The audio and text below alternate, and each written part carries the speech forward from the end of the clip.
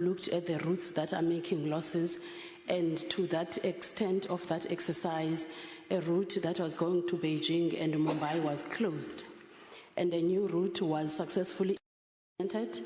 The route was between Accra, Ghana, and Washington, D.C. Those, Chairperson, are the highlights for 2014-15. If you allow me, Chairperson, just to highlight briefly the highlights for 2015-16. Again, continuing with the cost compression, the airline managed in 1 year to save an amount of 1.1 billion. These are sustainable savings, Chairperson. The airline embarked on a headcount reduction, the rationalization. Again, this was an exercise that was done through the LTTS, where we're implementing initiatives in terms of rationalizing the headcount of the company. And all this process was done via a voluntary severance packages, and we're happy to say there were no retrenchments in this process. All the people that have left the organization, they took the voluntary packages. The amount, the number of the employees that have left was about 906, and the costs that were incurred by the company are amounting to approximately 250 million. And one of the key important factors and the decisions that were taken by SAA together with the shareholder was the finalization of the Airbus swap deal. When I talk about the numbers, I'll talk about the impact that the swap deal had on the numbers. We increased the revenue on ancillary revenues, as I've talked about the cessation or the close of the routes that were making losses. In year 2015-16, the Abu Dhabi route was closed with effect from 1st March 2016. And for 2015-16, Chairperson, we've seen an operating profit. The company posted profit at EBITDA level. EBITDA level is operating profit before interest, tax, and amortization.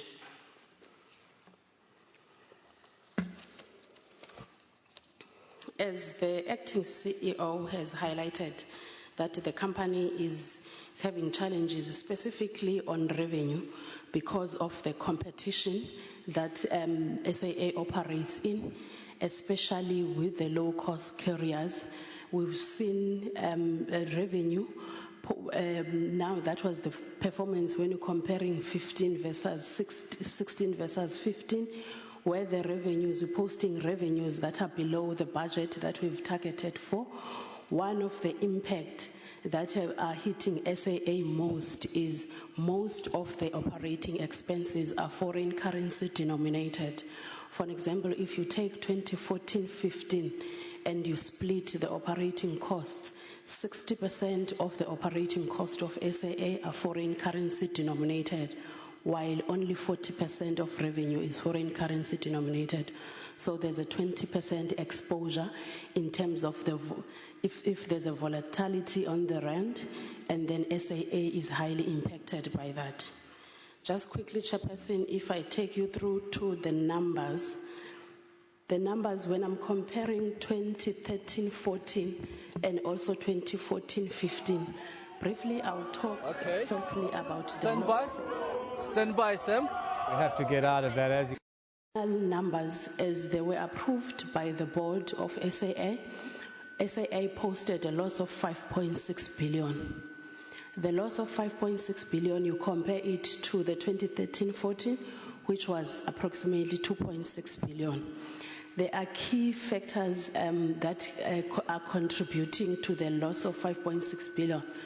The first one, just to highlight, is the impairment. The impairment that was posted in the year 2014-15 was about 1.9 billion. That 1.9 billion is made up of two elements. The first one is made up of the impairments that came with the A320-200s. This is the swap deal that I talked about earlier, to say this is the decision that was taken by the shareholder together with the board, where the decision was taken to swap the aircrafts that were bought. It goes back as 2002, where the agreement was signed, and the contract came where SAA was purchasing 20 A320-200s. 10 aircrafts were delivered. These are the aircrafts that came with impairment. Basically what happened on the contract, on the purchase contract itself, it came with escalation clauses where on a yearly basis there's an escalation clause. So by the time the aircrafts were delivered to SAA, the market value was less than the price that we're paying. So in terms of the accounting standards, you have to impair because you cannot overstate the assets that are in your income statement or your accounting records. Hence, I'm saying the decision to swap the 320s with 330s was the best one in terms of affecting the business. Hence, when you see on that schedule, in year 2015-16, you don't see any further impairment. Those impairments, the last ones came in 2015-16 at the delivery of 6 aircrafts. One of the cost elements, when you look at one, allow me to talk about the costs, and high level, I'll talk about revenue. If you look at revenue, there's an increase of 6%. Sorry, if you look at costs, there's an increase of 6%. They have moved from 30 billion to 32 billion. Two key important aspects that I would like to highlight there is, the first one is the fluctuation of the rand. We've seen the rand weakening in year 2014-15. The rand has weakened by 10% in that year. And that rand weakening, as I said, the operating cost of SAA, 60% of them are foreign currency denominated. So the 10% decline or weakening of the rand has showed a huge impact on the cost of SAA. But again, in the latter part of the year, we've seen the Brent crude oil reducing. So it has come outside, kind of neutralized, because the situation could have been worse than what we are seeing. When you look at total income, in 2013-14, it was 30 million, 30.2, and in year 2014-15, it was 30.1. So the revenue is flat, as I've highlighted, that the revenue is flat because of the tough competition in the market. Domestically, we're seeing low-cost carriers entering the market. In year 2014-15, regionally, the airline has been affected by Ebola. When we quantified that, we've seen on the reduction of passenger numbers, it affected the yields, it also affected the fares. So when you quantified the possible loss on the revenue, it was about 500 million. So those are the highlights, Chair, that I would like to highlight on year 2014-15. And if I go to if you allow me to compare 2014-15 and 2015-16. In year 2015-16, as it has been approved as well by the board on Sunday, in that year, SAA is posting a loss of 1.4 billion. Chairperson, I would not say it's a huge improvement It's a huge improvement in terms of numbers. One, because of the decisions that were taken by the company together with the shareholder. But when you look at revenue, the airline is still struggling because of the competition, as I've indicated. But the decisions that were taken in terms of the swap deal, we've seen the improvement. As you see that we don't have the impairment of 1.9 billion. But we see the finance cost growing. The finance costs are growing more because there's a heavy reliance. The company is relying heavily on the guarantees. So hence you see the increase there. Again, on the revenue is stagnant because we're still sitting at 30 billion. But it's not like the company is not doing anything. With the introduction the appointment of the new board, we're happy on Sunday that they've highlighted that they will also form a task team, where that team will oversee management in terms of implementing the long-term turnaround strategy. The operating costs as well have gone down. They have gone down because of two elements. In fact, it's the neutralization of the Brent crude price, because the Brent crude oil, it has reduced the price by 34%. So that is the advantage where the SAA then capitalized on. But in terms of the weak currency, In year 2015-16, the currency weakened by 26%. Hence, the results are showing that.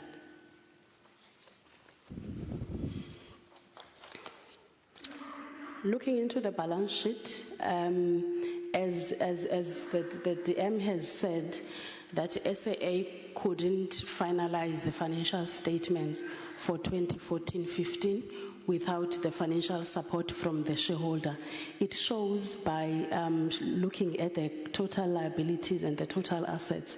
The balance sheet of SAA is very weak, but we're working tirelessly with the shareholder to see what can be done. But that is there's no major movements that have happened on the balance sheet, so the balance sheet is as presented, Chairperson.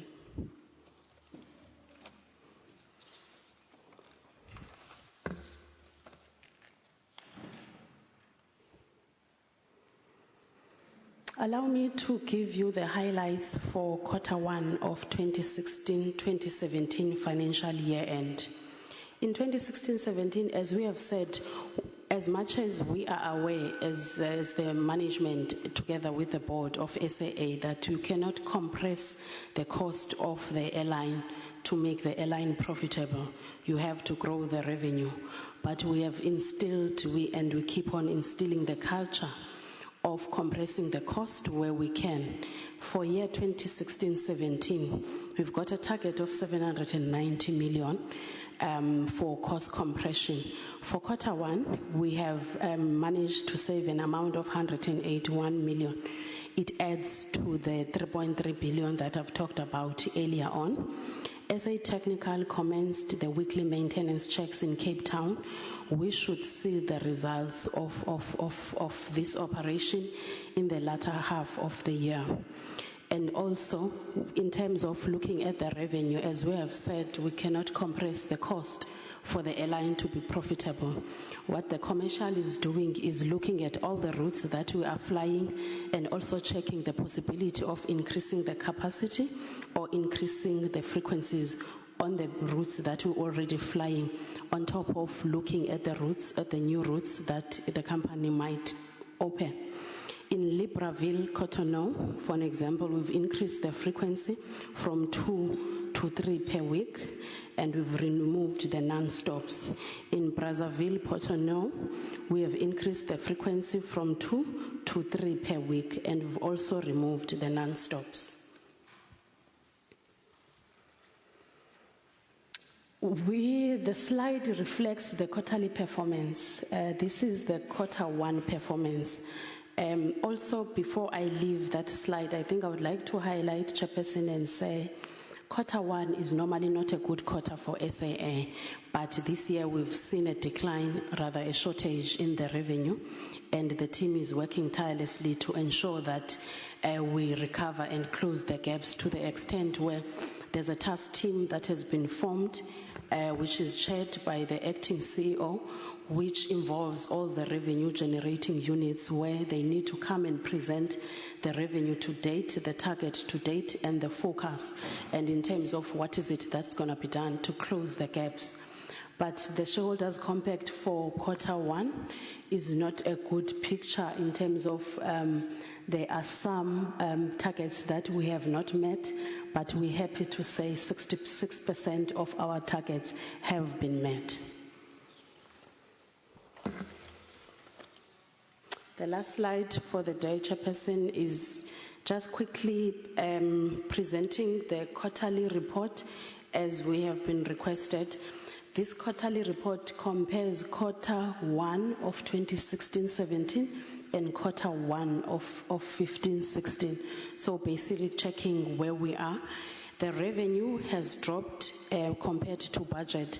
And again, the budget, I would like to highlight that we have stretched the budget to ensure that we meet the targets and to ensure that we turn around the company quickly. But Q1, the revenue was below the budget by 10%. But the Q1 results, the revenue was higher than last year's quarter by 7%.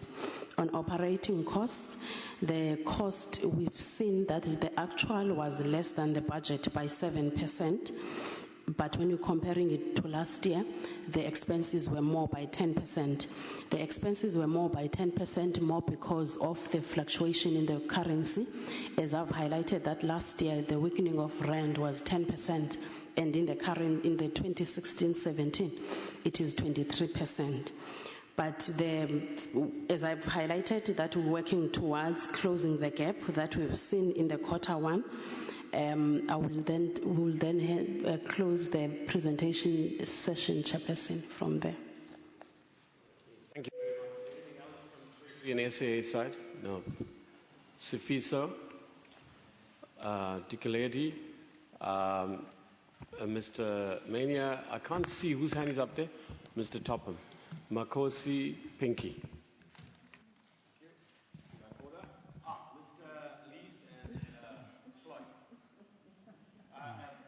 Why don't you just get on the list as well, and everybody's covered. Right, so then Thandi. Okay. Each of you's got up to half an hour. Thank you, Chair. Thank you, DM. Thank you, DG. Not serious, right? I mean, I say up to 5 minutes. Yeah. Because we need a second round. We need an engagement. Yeah. Remember, this is the first of a two-part exchange. Good? Okay. Thank you, Chair. Thank you, DM, DG, SAA, and I'm sure it's proper for me to congratulate the new board and looking forward to further engagement with the board.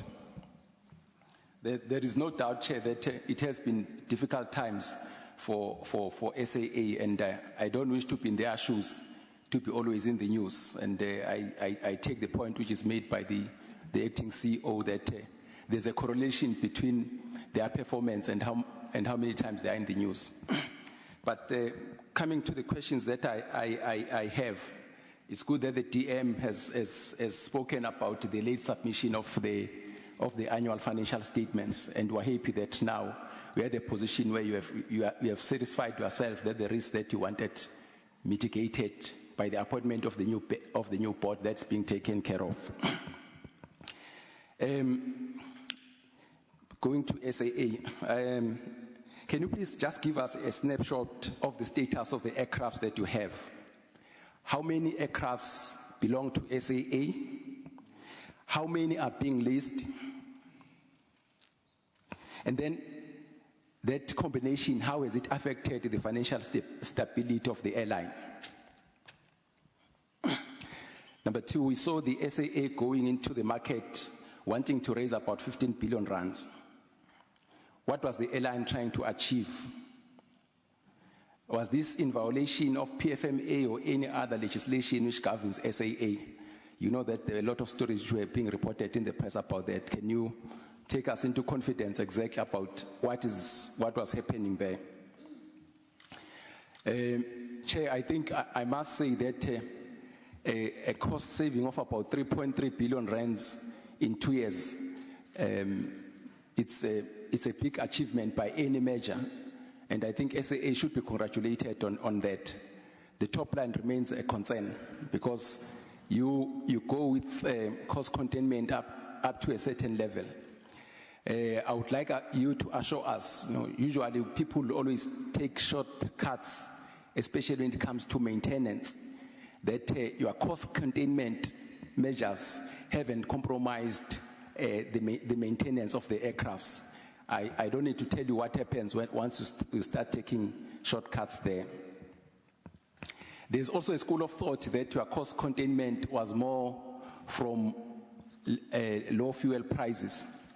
I would like to comment that it was just a windfall. There's nothing to write home about. It was just that windfall which everybody had to take. I would like to hear your comment on that. Chair, there is no doubt there's a concern in this committee about the high turnover of senior management. I hear, for instance, you have just told us what's happening, others on CCMA and so on and so forth. But that's just half the story.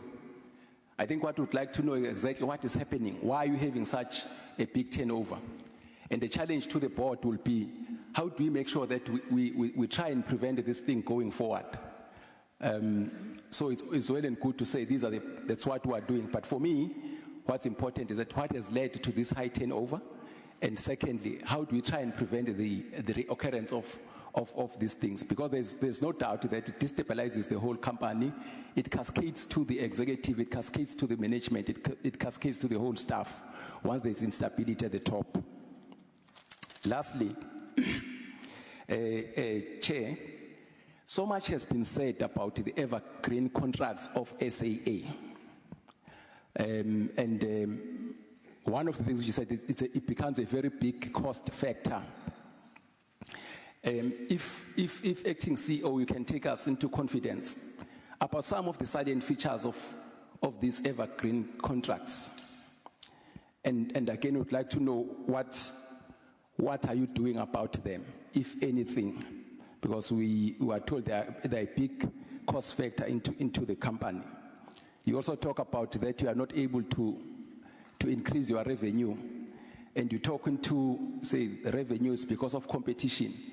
But South Africa is opening its skies to everybody, to all and sundry, including Emirates, who's taking everybody in the world as far as competition is concerned. Why is it that? Thank you, Chair. Which I think Dikeledi is next, Mr. Mania, and thereafter. Thank you, Chair. Let me take this opportunity to welcome the presentation and also welcome the new board. We are aware that you are 2 weeks, but we also are aware that you have to inherit everything that you have found, and as an oversight committee we have to ask questions and you have to clarify or maybe give us information as to how are you going to answer to that, because we need answers as an oversight committee. Chair, according to the forensic report, it is recorded that there are major challenges with supply chain management and contract management. And the question I want to ask is, what is the essence of why and why this continues, given that there are clear guidelines in terms of the corporate governance? Like I said before, maybe you might not have the answers now, Chair, but if they are not able to answer, at the end of the day, I would like us to agree to a time frame where we will expect them as the new board to go and seek information and present a plan how to deal with these problems. My second question is that we have observed that the KPIs, some of the KPIs are not achieved. And we know that this is historic, it's not new. Then the question is, what are the reasons for this and why has been no performance management in place to deal with such? I'm also asking this question, giving you a sort of a mandate to say, these are the challenges that we have observed in as far as the KPIs are concerned, and we're saying there should be a performance management plan to address these issues and timeframes attached to the plan, so that we can be able to make an oversight and hold you accountable to those commitments. Chair, there has been a belief that the board has been involved in managerial management operations of the airline at some stages. I would like to know at what stages, if it happened, and according to their assessment, those interventions, have they yielded any result? Because I think it's clear that the board has its own mandate and the management has its own mandate. But as and when they were intervening, was it necessary? What can we say we have achieved in those interventions?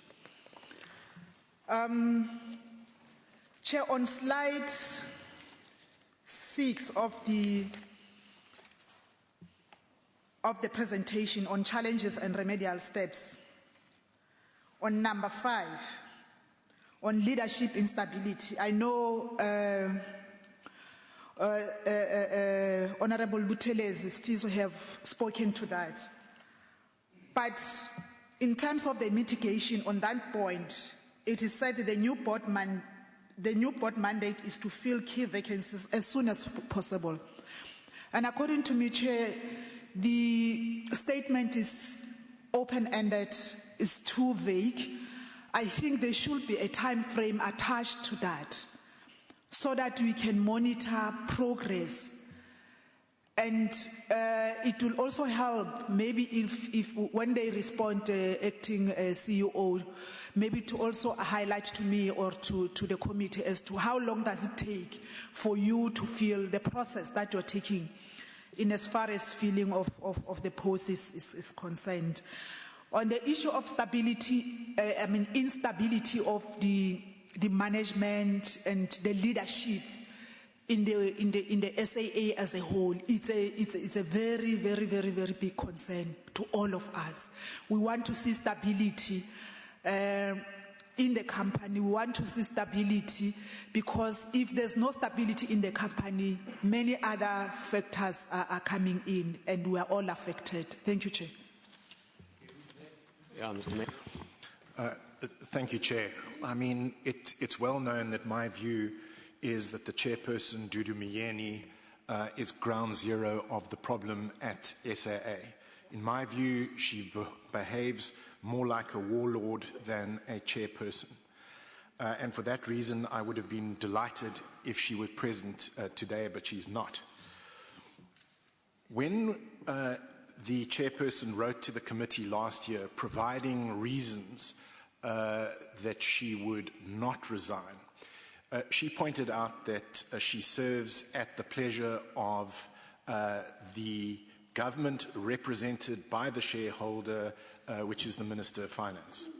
So my question to the Deputy Minister is, would he confirm that the shareholder, in this case the Minister of Finance, opposed the reappointment of Dudu Myeni as chairperson of the board? Would he explain why the Minister of Finance opposed her reappointment? And given that the Minister of Finance opposed her reappointment, can he explain how it was that she has now been reappointed as the chairperson of SAA, which I think the Deputy Minister and most members of the public would agree is not in the best interests of the airline? So that's my first question. My second question is on the issue of cost compression. A key component of cost compression at SAA is, as the finance officer mentioned, is headcount reduction. But if you look at the figures, they are fairly astounding. Between 2010 and 2015, SAA employ 3,442 additional staff members. And if you look at the previous 2 years, SAA only reduced headcount by 15. So my question to the Acting Chief Executive Officer is, how is it possible that SAA employed 3,442 additional staff in a 5-year period when the airline in most of the years under review was making not just losses but significant losses? And why has there been no serious effort on behalf of SAA to reduce headcount and to save on the now 5.68 billion rand wage bill at SAA? Thank you.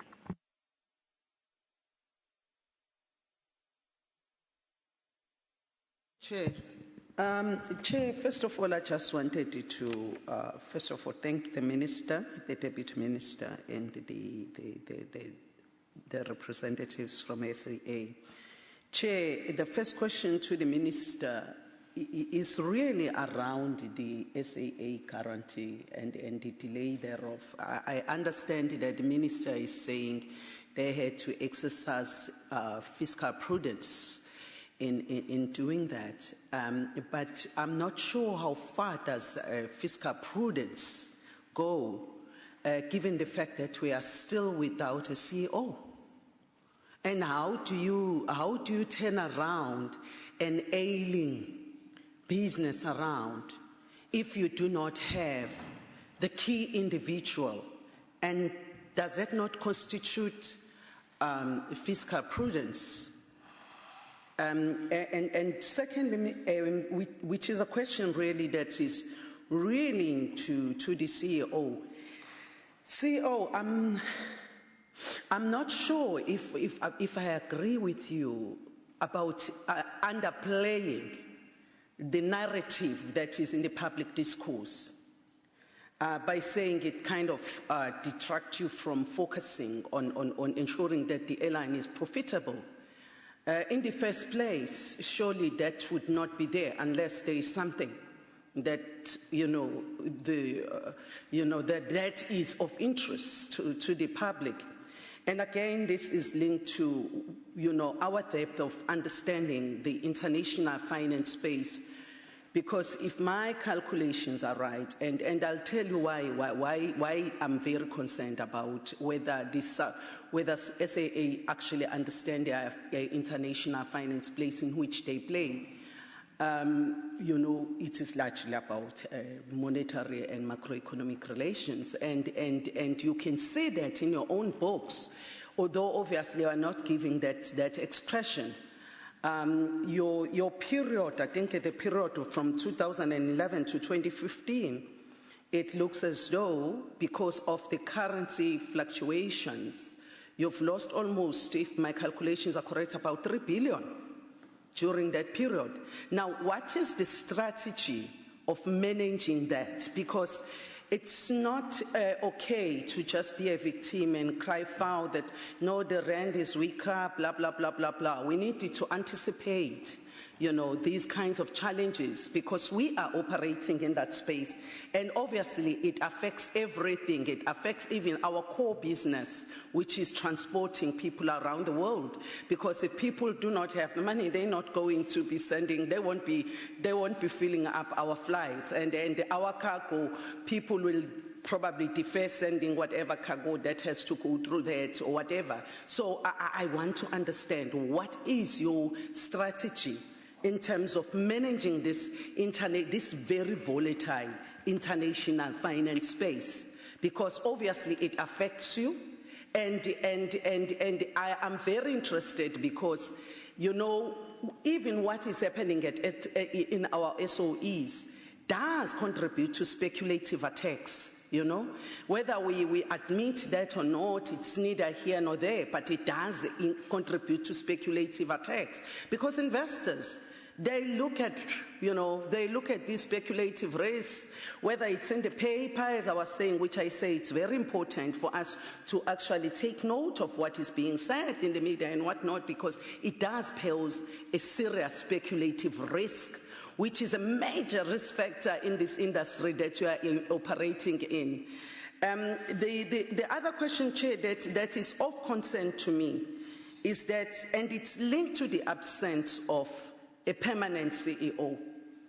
It's the issues around the fact that right now we know that the SAA is not doing that well, is not doing well at all, but it looks as though to me that we are not taking into account what is happening internationally. Most airlines, and in your director's report, you've acknowledged that in most parts of the world, the airlines are liberalizing, they are consolidating and so forth. But at SAA, we seem to want to come with different results, and yet we are not necessarily seeing sufficient evidence of what we are doing to liberalize and consolidate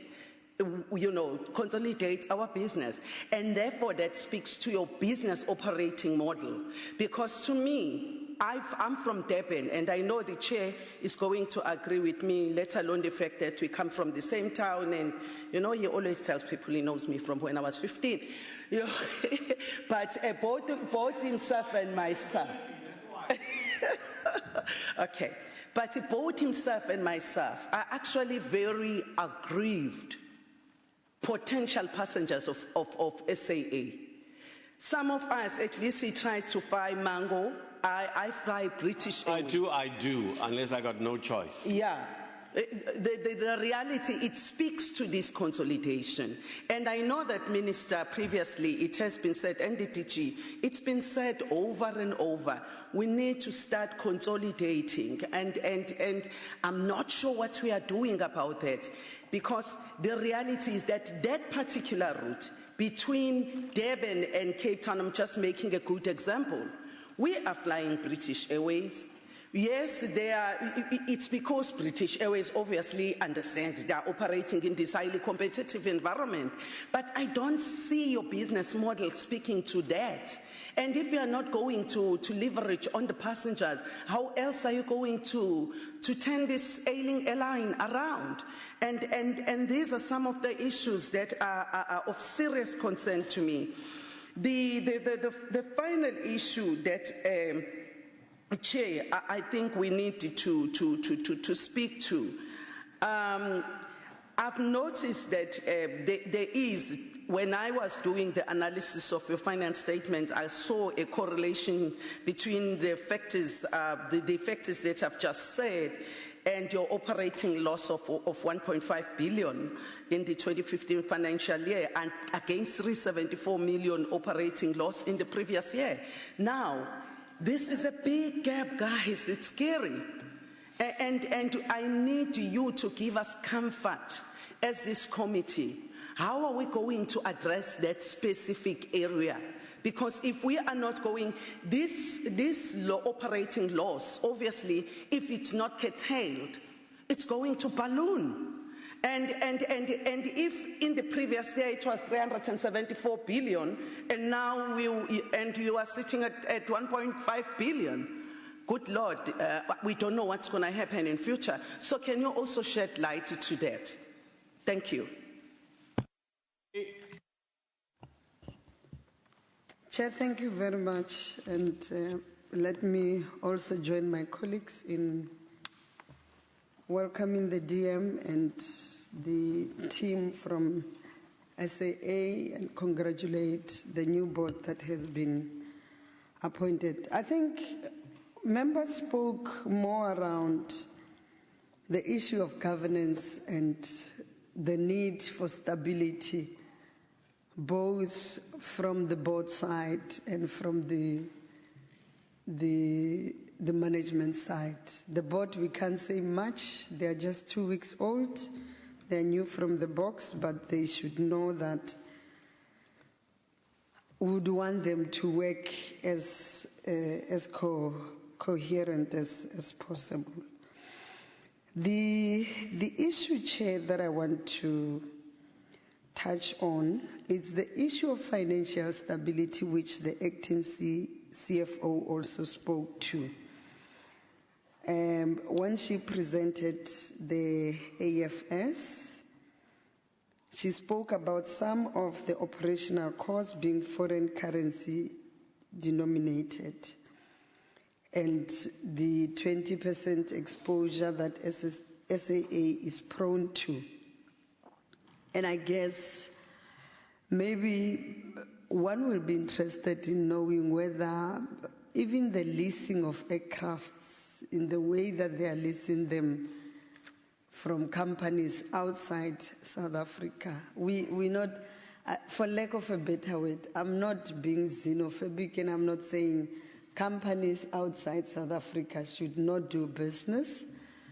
But is it really worth it? And would want to ask the board to really look into that and check whether going forward, will this sustain the institution? And because we want to see the institution not relying on the shareholder for capital injection from time to time. You should be able to run on your own. That's the first thing, Chair. The second issue is that, you know, Chair, from the organization that I come from, which is the ANC, Transformation is not a nice to have. We have been given a mandate to transform the economy and change the employment pattern. So it's something that we should see it happening. But if you look at the breakdown of procurement activities that you see in the SAA, 24 billion rand procurement opportunities, 2% only going to black-owned companies. I'm not sure if I want to ask about women-owned companies, youth, disabled, whether 22 years down the line, is SAA really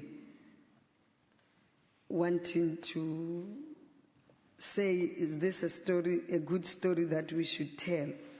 I would be interested in knowing, out of those 24 billion rand, the top 5 companies that are benefiting out of this.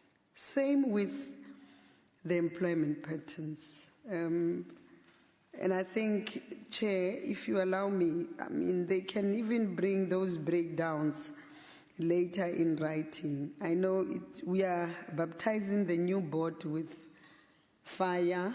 They may not be able to respond on some of these things, but they'll be able to bring that. A breakdown of your employment equity, the plan of training your pilots.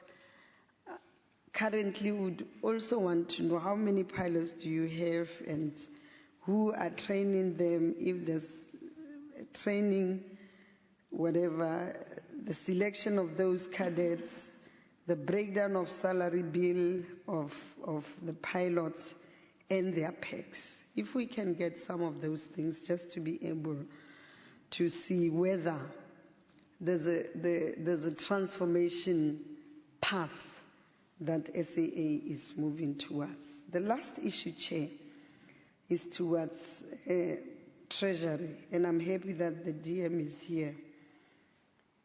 You know, the announcement by Future Growth some few days ago about our SOEs was a cause for concern for all of us. And we are aware that there are discussions underway, which we don't want to undermine as a committee. But the call we want to make as a committee to Treasury is that what happened to that shareholder management bill? Because if we can start to bring it back, it will assist in us setting up the framework between SOEs and the shareholder and putting in place the shareholders' compact.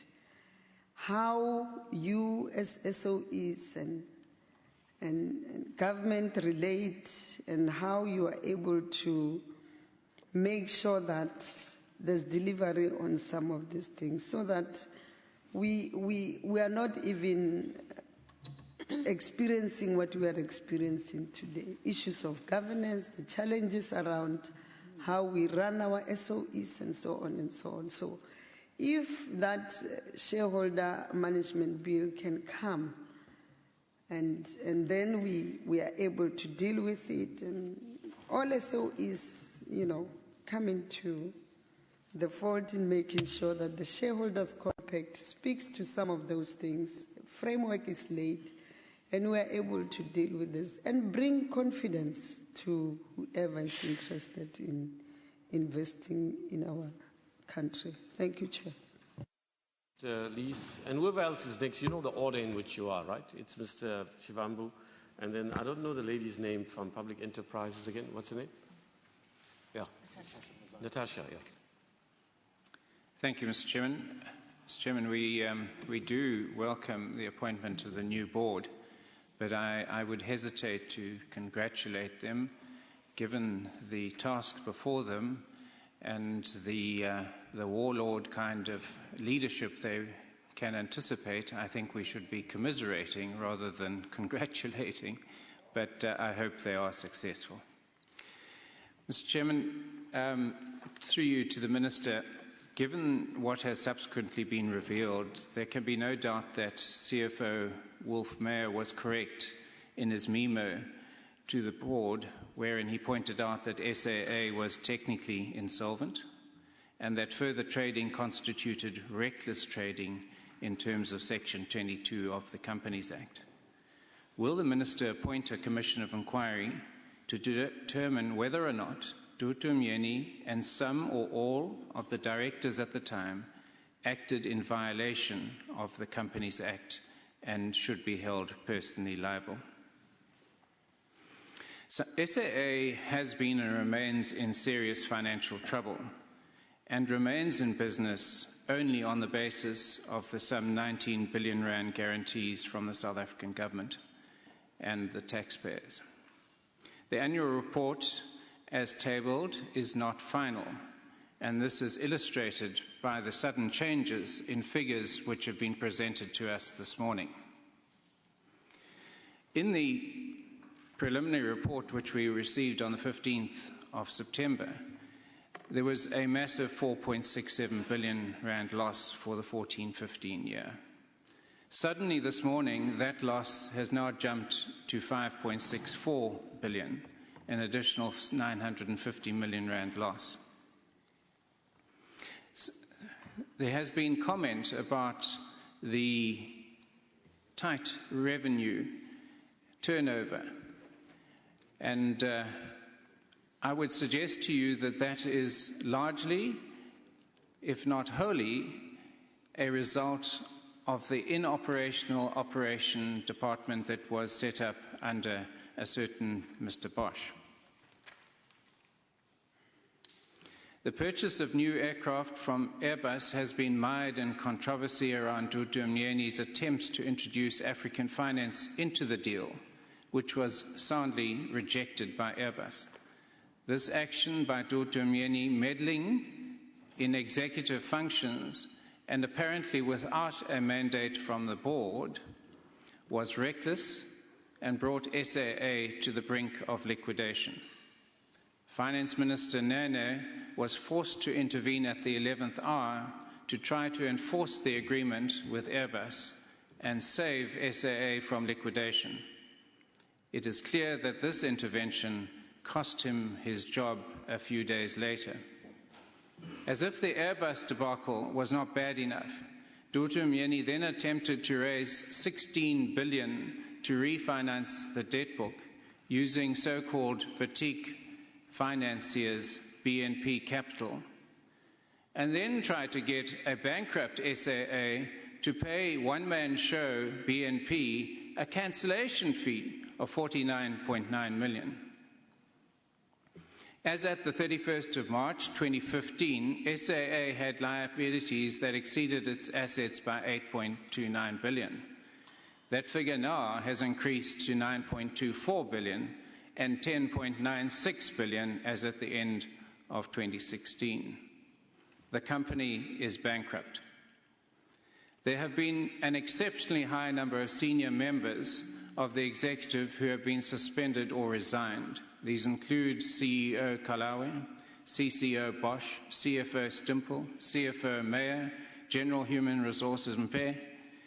Minister Gordon has asked for the board to review all current suspensions, and yet we are hearing this morning that legal action is being taken against at least one of the suspended.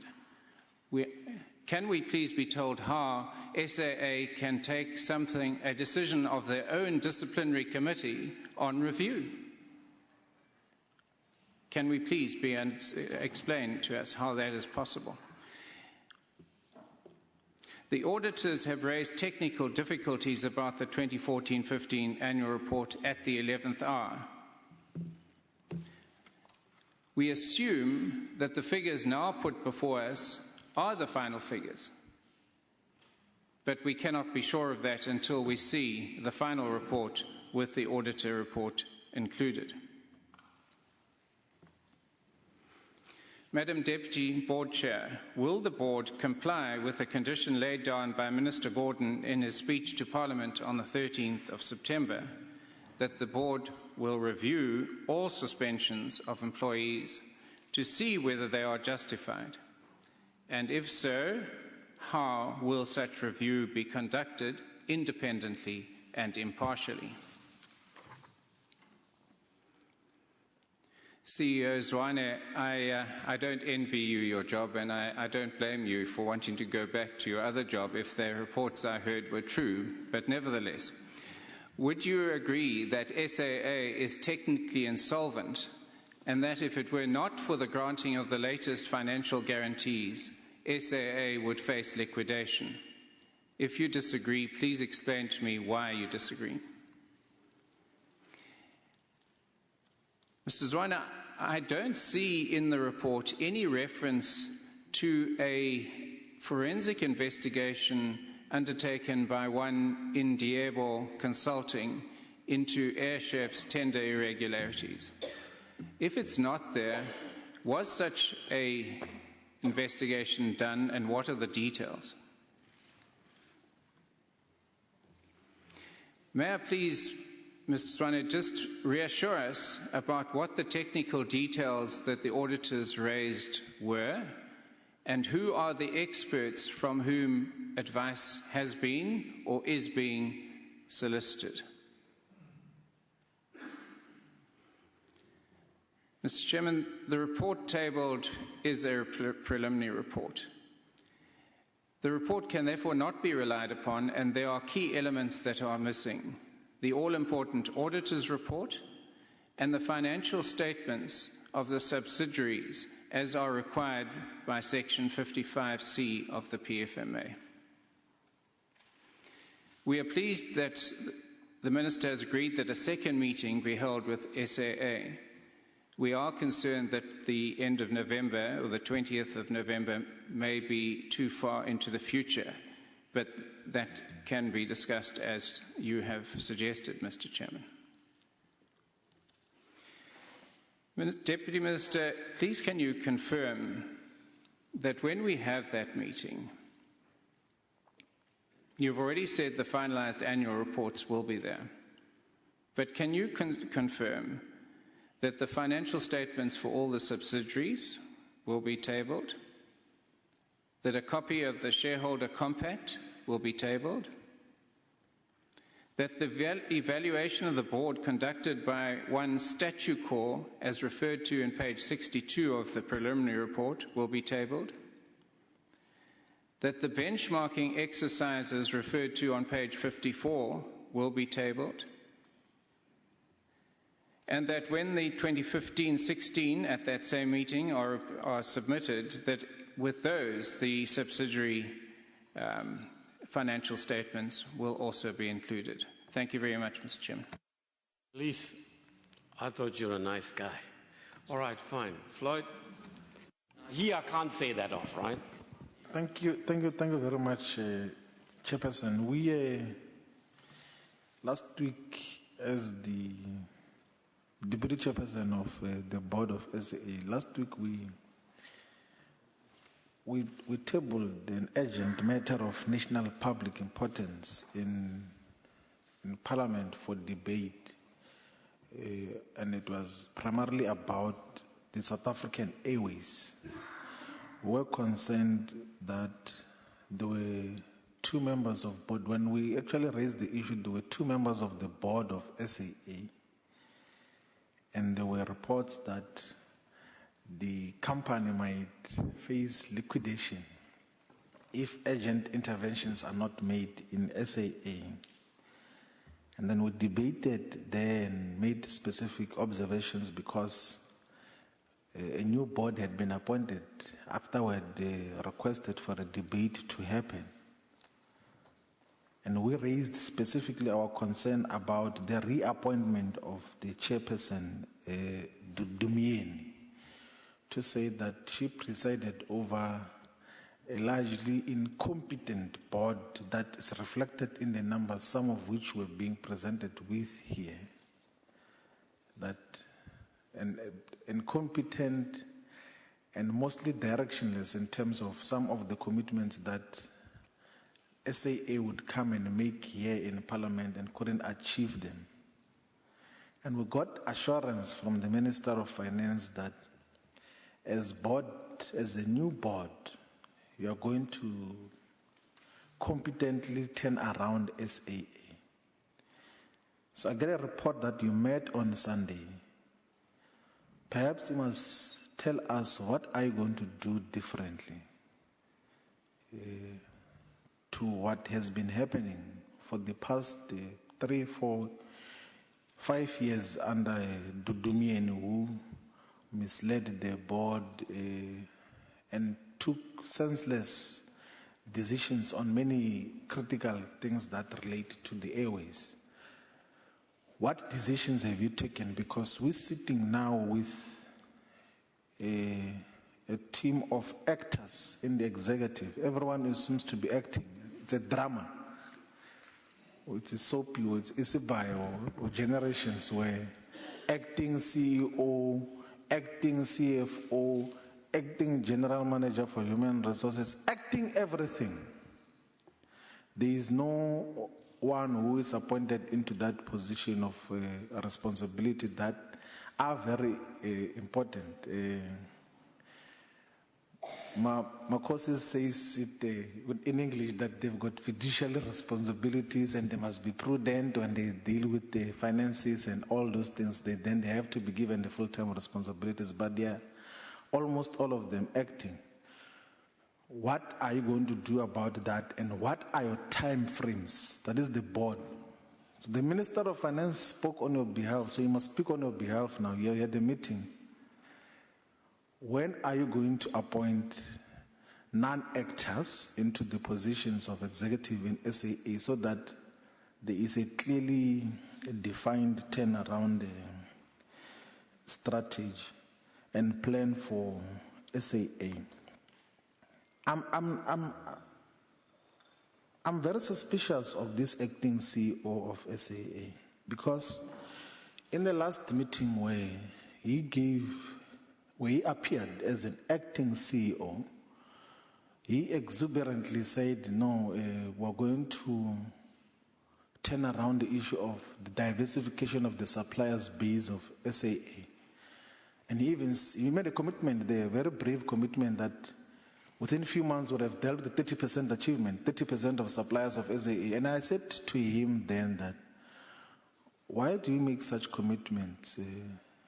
We had a meeting in G026. We made lots of commitments about diversification of the supply base of SAA.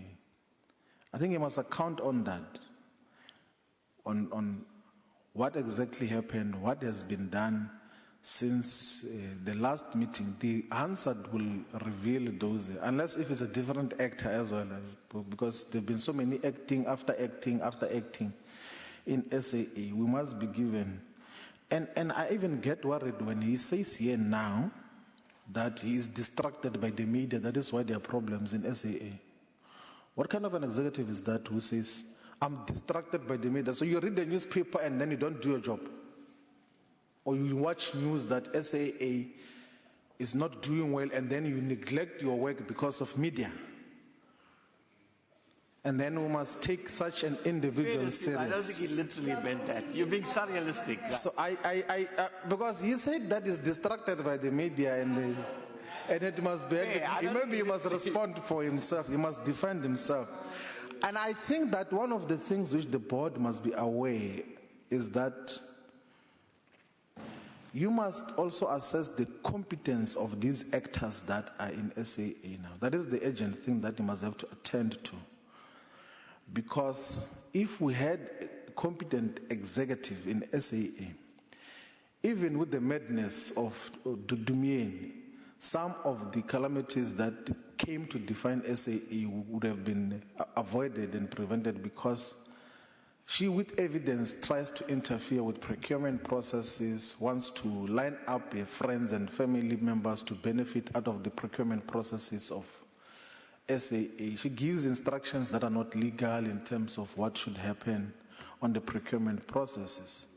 And that is one of the things that you must be fully aware of as the new board, and then develop a plan that you might be, if you for some reason think that you're inheriting an entity with competent management, you might be misleading yourself. You must look into that closely, into some of the management decisions that had been taken, because if people do illegal things, they can't justify it on wrong instructions.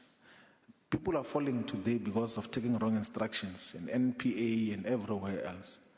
So you must look into that. I'm working on the basis that we're given an assurance that you are a competent board, Mr. Tise. We're told that, Mr. Malulek, we're told that you are competent, Ms.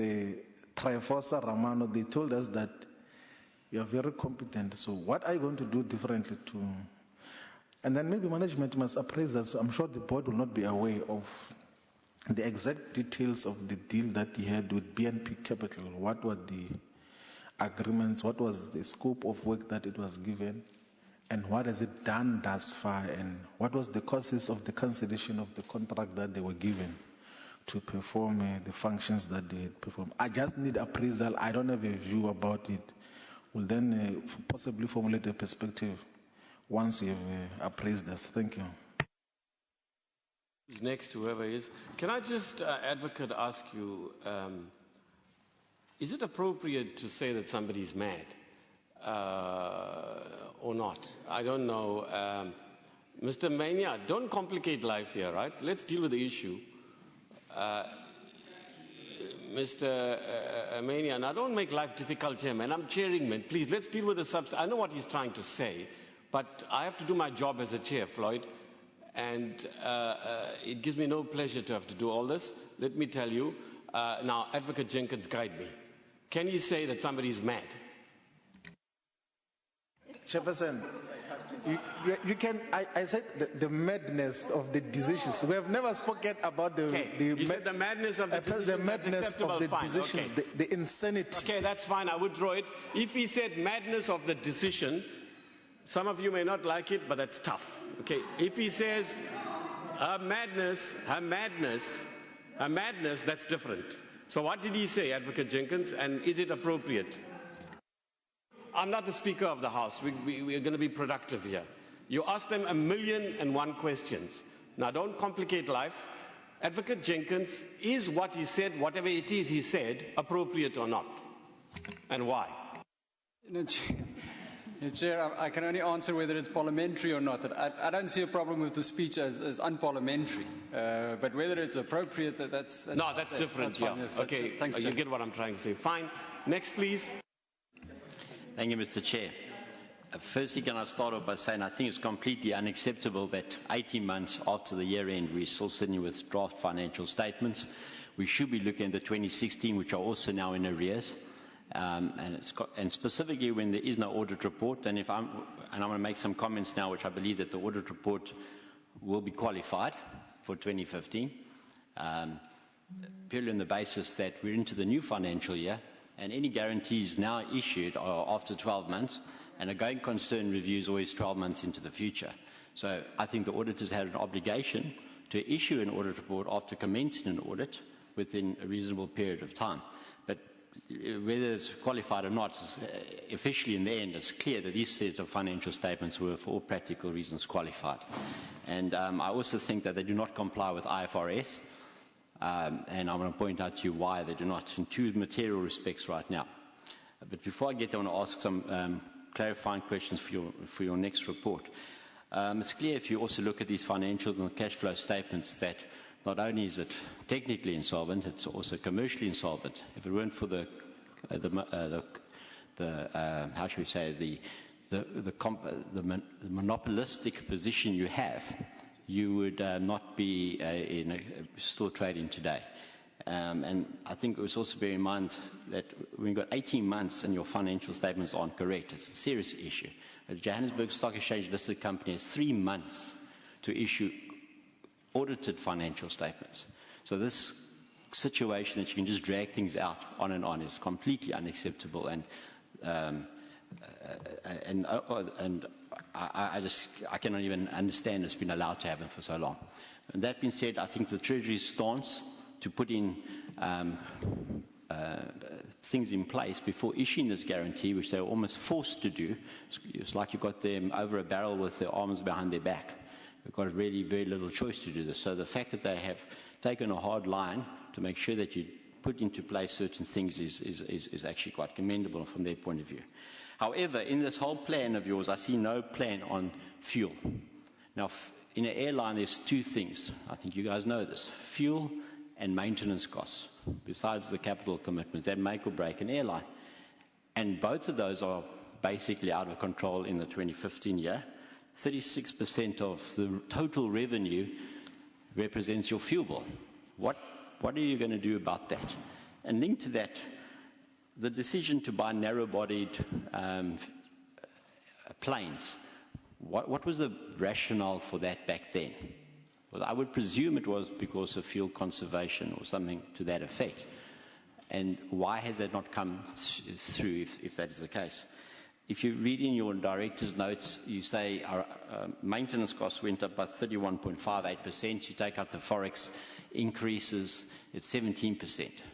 On new planes, you shouldn't be seeing an increase in maintenance. You should be seeing a decrease in maintenance. That's the very reason for buying a new fleet. So there's something seriously wrong in the maintenance department, if you look at it from a financial point of view. Now, to understand this better, I was looking for some things. I was looking for a split of revenue between foreign, regional, and local. I was looking at the split on landing fees. I was looking for some other splits, which I would normally find in a segment report. There's no segment report in these financial statements. And a company like this group has to have a segment report. It's in terms of IFRS. So that's a fundamental flaw in these financial statements, and I hope we see that in the final versions. Secondly, SAA is always in the press for good reason. So when you stay out the press, you must do the right things. That means get financials out in time, etc., and not be litigating all the time. If you look at these financial statements is the second reason why I believe these financials don't comply with IFRS. There's nothing about the contingent liabilities or the litigation that the airline is involved in. And that's a material shortfall in these financial statements. Also, I think the note on page 127, note 44, I think it is, on going concern, is incorrect. Because the directors are saying there that they think it's a going concern. It obviously isn't a going concern in these financial statements, so you better correct those before you sign off. And then also, what about the training costs? That's the next very important thing in an airline. The training costs are extremely high. I don't know what the split is or how much we're spending on training. And can you comment on the fact that I'm hearing a lot of poaching? Well, it's not poaching, it's career choices. That a lot of these very expensive trained pilots are definitely vacating the employment of SAA. Is that a fallacy or is that a fact? Because then we're losing this money. We're spending a high amount on training, and because of the work environment, our pilots are leaving. And so just also going back to the maintenance. If you look at that in the financial statements, there's 3.6 billion in 2015 and 2.2 billion on acquisition. You know, just this is not an old fleet, this is a new fleet. So there's definitely something not right there.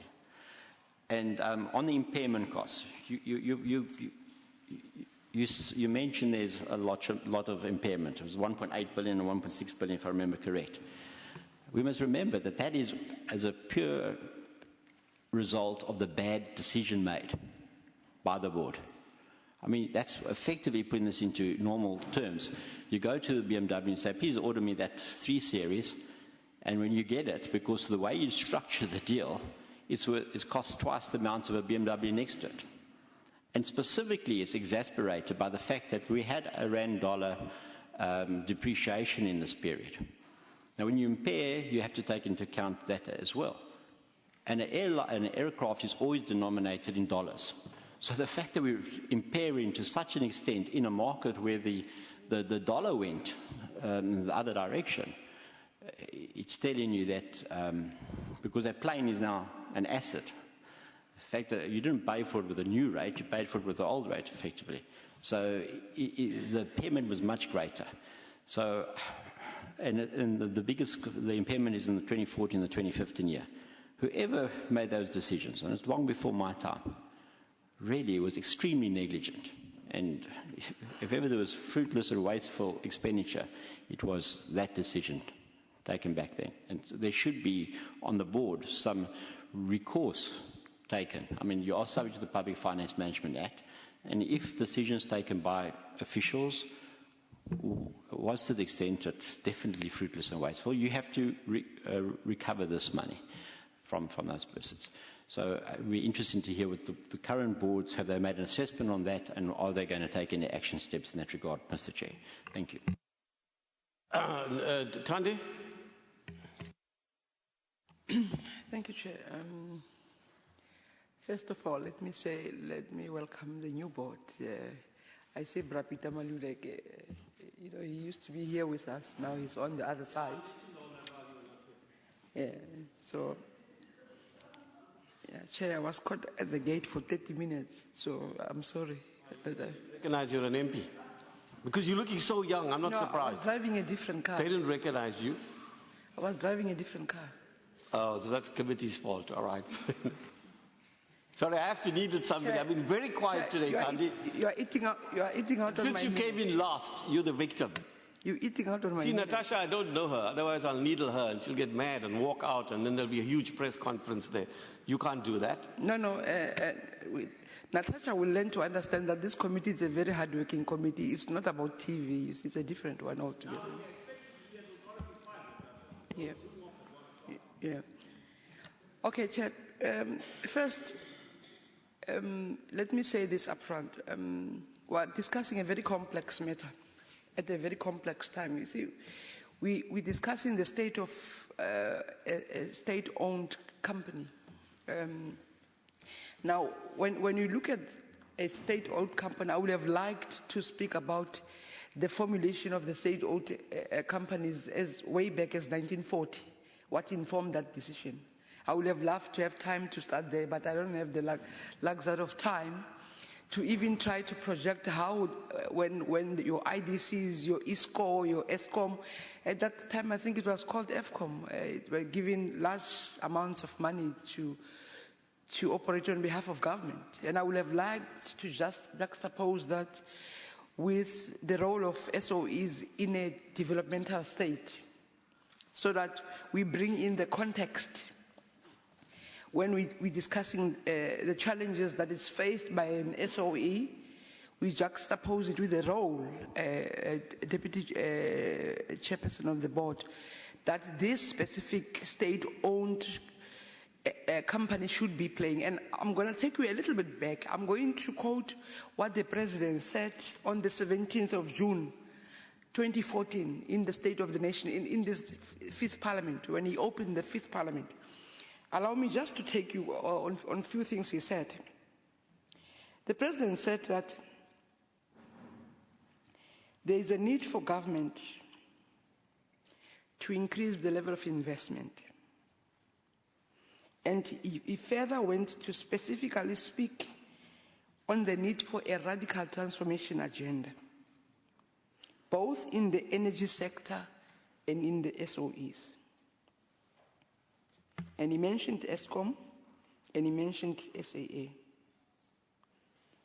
And he said these sectors need to adapt to the redefined roles to achieve these targets. Now, I'm saying this because the minister, when he was here last year in November, the deputy minister, the same deputy minister was here in the meeting today, which I hope to see again next year, you see, because an element of consistency is very important for us to achieve some of the things we do. He tabled a 90-day action plan as part of the turnaround strategy for SAA, right? And that 90-day plan, had it been implemented, we will not be sitting here today speaking in parables like we're doing now, Chairperson. It was very clear what needed to be done. And I don't want to bore the meeting by taking you through that 90-day plan, but I'll just mention a few things that he said will fix the problems. One of them was the implementation of the LTTS. Now the question is the LTTS implemented? Okay? The year-to-date financial performance. Now, in the corporate environment, there's no way that you will not show us your year financial performance and yet you want us to consider the weaknesses that you have. Okay? It cannot be like that. In the corporate world, we look at your financial year performance, and that financial year performance determines your ability to continue to lead. Marcos, you were there. If you are not performing well in a bank, you are removed. It's simple as ABC, right? Because you didn't achieve your performance targets. So maybe at some point you need to look at these performance contracts and the key performance indicators that institutions have and say you have performed, and if you have performed, we appraise you. If you did not, we say thank you very much, goodbye, let's look for somebody else who's prepared to perform. Now, we also looked at the next milestones. Now, here we are in a very competitive environment. We have no choice but to be innovative. We won't complain forever about British Airways taking our routes. It's about how we're going to be flexible enough to be able to take what belongs to us. If we need to establish new routes, then that's the case. If we need to review the routes, that's another story. The thing that we cannot sit here and do as this committee is to tell you whether you must get rid of the sub-deal, buy narrow buses, or do that. Because if you fail, you'll say the committee is the actual responsible authority that has given you the mandate in a specific. So there should be a very clear line of separation of powers in relation to what you can tell you to do and what you cannot tell you to do. But the observations we've made, and I'm speaking here on behalf of the committee because it's the observation we made, all of us, the importance to separate management from operational activities is very important. And I'm saying to the new board now, I try to look at your CVs. None of you has expertise in the aviation sector. Therefore, you can't take a role of management. You should not even attempt to do that. Because that's when the problem starts. When you play a role of a manager, when you actually are the board that needs to oversee the role of this, and we will not be able to keep them to account if you take that responsibility. Chair, whether the financial statements have a split in terms of revenue and on lending fees and contingent liabilities, it's a matter that we will deal with when it comes. Because at no point we will not look into the deeper nitty-gritties of what is contained in the financial statements. Because that's where the operation lies. At one point, the committee will need to know what is the contingent liabilities of SAA, how much have you spent on lending fees, and all other revenue-related matters. I also want to make a suggestion, Honourable Chair. It's very important for SAA to consider the role that National Treasury plays. National Treasury has been given this responsibility by Cabinet to oversee the role of SAA. Therefore, at any point where it feels that the type of decision that has been taken is not going to assist our GDP growth, we should take that into consideration. It's not like it should never be a contested terrain. Pinky spoke about a very important element, your transformation agenda. We spoke about the cadet program last year. We need to see transformation taking place. We need to see young pilots being trained, black in particular, and women, to be specific. I'm not worried whether you will get a qualified audit report. As long as that report will show the developmental agenda that you have undertaken, then I'm not worried. But I will be worried if there's fiddling of the board in the management decisions that makes the organization to be afloat. I'll be worried when the board takes decisions that are not economical about your investment patterns. So, Chair, when we come back to look at the details, we are not naive not to recognize the fact that oil in this country has been fluctuating. We have had challenges on that, so it will affect the reserves that will be there in the country and that SAA will be utilizing in this space.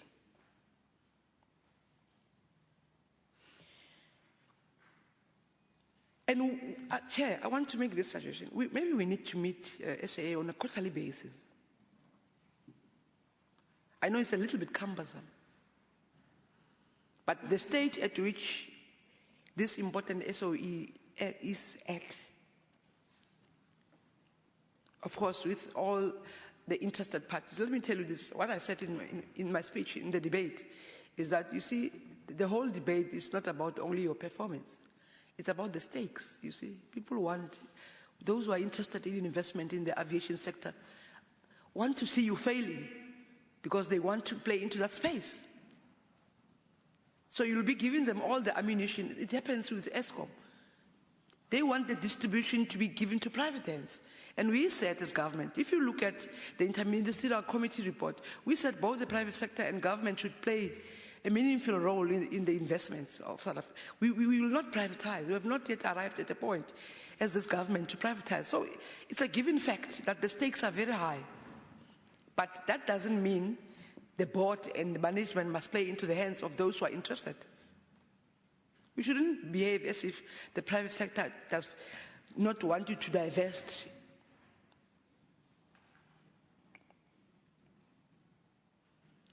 Chair, when the Deputy Minister comes next time, I hope he will still be here. I need him to tell us what is the relationship between the board and management, if I'm still here myself. Why can't he get promoted? Why can't he become a minister? If I'm still here myself. Seem to know something you should I ask don't know. about yourself, not about him. You know, I'll not want a sharp mind like him to go, including the DG, you know. I'll find myself in a very difficult space if that happens. They can take you with them. Yes, please. You know. So, we will, when we consider those financial statements that are so deep, I don't like to do it in a mass meeting, you know. Yeah. It's not assisting. Because when I do that, I don't put makeup, I do my work, I take my shoes off, and it's the space where we work, you know.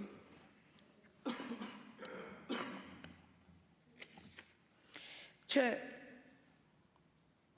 I want us to also ask our colleagues to desist at looking at challenges of the SAA only to an individual. Of course, in the past there was no board, everybody resigned, so we can take that excuse, but now we've got a full board. So when we come back, you see, Honorable Liz, I respect you a lot, but if you use a word like warlord, you know, some of us knows what the warlords are, you know, in a real sense. And I take exception if you can reduce an individual, especially a woman, to a warlord. If I can mention warlords that I know in the African continent, I can mention people like Jonas Savimbi, Sania Bacha, and so on. Those were warlords. Well, in your province, there was Sifiso Nkabinde. Now, you cannot be able to come here in this meeting today and speak that language. We might be having a difficult chairperson of the board, of course. We have not been able to get the answers we wanted in the manner in which we wanted them, but reducing her to a warlord, it's a bit heavy. It's a bit heavy. So I take it, no, David, me and you are together here every day. I might agree with some of the issues that you have raised. We do. As the ANC has taken this board, by the way, to account, right? But we wanted a balance. You can't leave out the transformation agenda that this company should implement, given the challenges of a very sharp learning curve, Honorable Chair. But there cannot be an excuse where we need capacity and management. That one we cannot have excuses for. And the turnover of CFOs, CEOs, blah, blah, blah, it's an issue that we're not going to sit here and talk about on a daily basis, Deputy Minister. We will not want to see a situation like that. But we are not apologetic about the transformation agenda. And the policy of this government is very clear. We are not yet at a position where we'll privatize. The report of the Interministerial Committee will also guide us for moving forward as presented by the Deputy President. So, Chair, let me leave it to that and get those matters that I've raised to be answered on, especially matters that were raised by the Deputy Minister about the 90-day plan and all the matters that related to that, equity targets, competition on the open skies, all of that. It's very important. I know the board is still new. If they cannot answer them today, it's fine. It will be homework that when we meet again, as I suggested, that we should meet on a quarterly basis. I know it's going to be very difficult for the chair to have them here all the time, but to follow on those issues and leave out the side issues of television, newspapers, because we cannot. And that's why I agree with Floyd. We cannot say the media is distracting us from doing our work. I mean, it can never be acceptable. We should focus on our work, irrespective of the negative reporting we get. We do our work. We will support you. Where we believe that you are doing the right thing, we'll be behind you. And when we believe that you are not doing the right thing, we'll be honest enough to say it, like we said it in the November meeting. Chair, let me stop there. I'll come back if there's a matter that I've left out. Thank you. I don't know when you'll come back. Certainly not today. Right now, Natasha, do you have to speak? You want to privatize SAA? I know that through the media. What else? Chair, thank you very much. Chair, you might ask me to leave after this. Never mind ask me to stay until 5.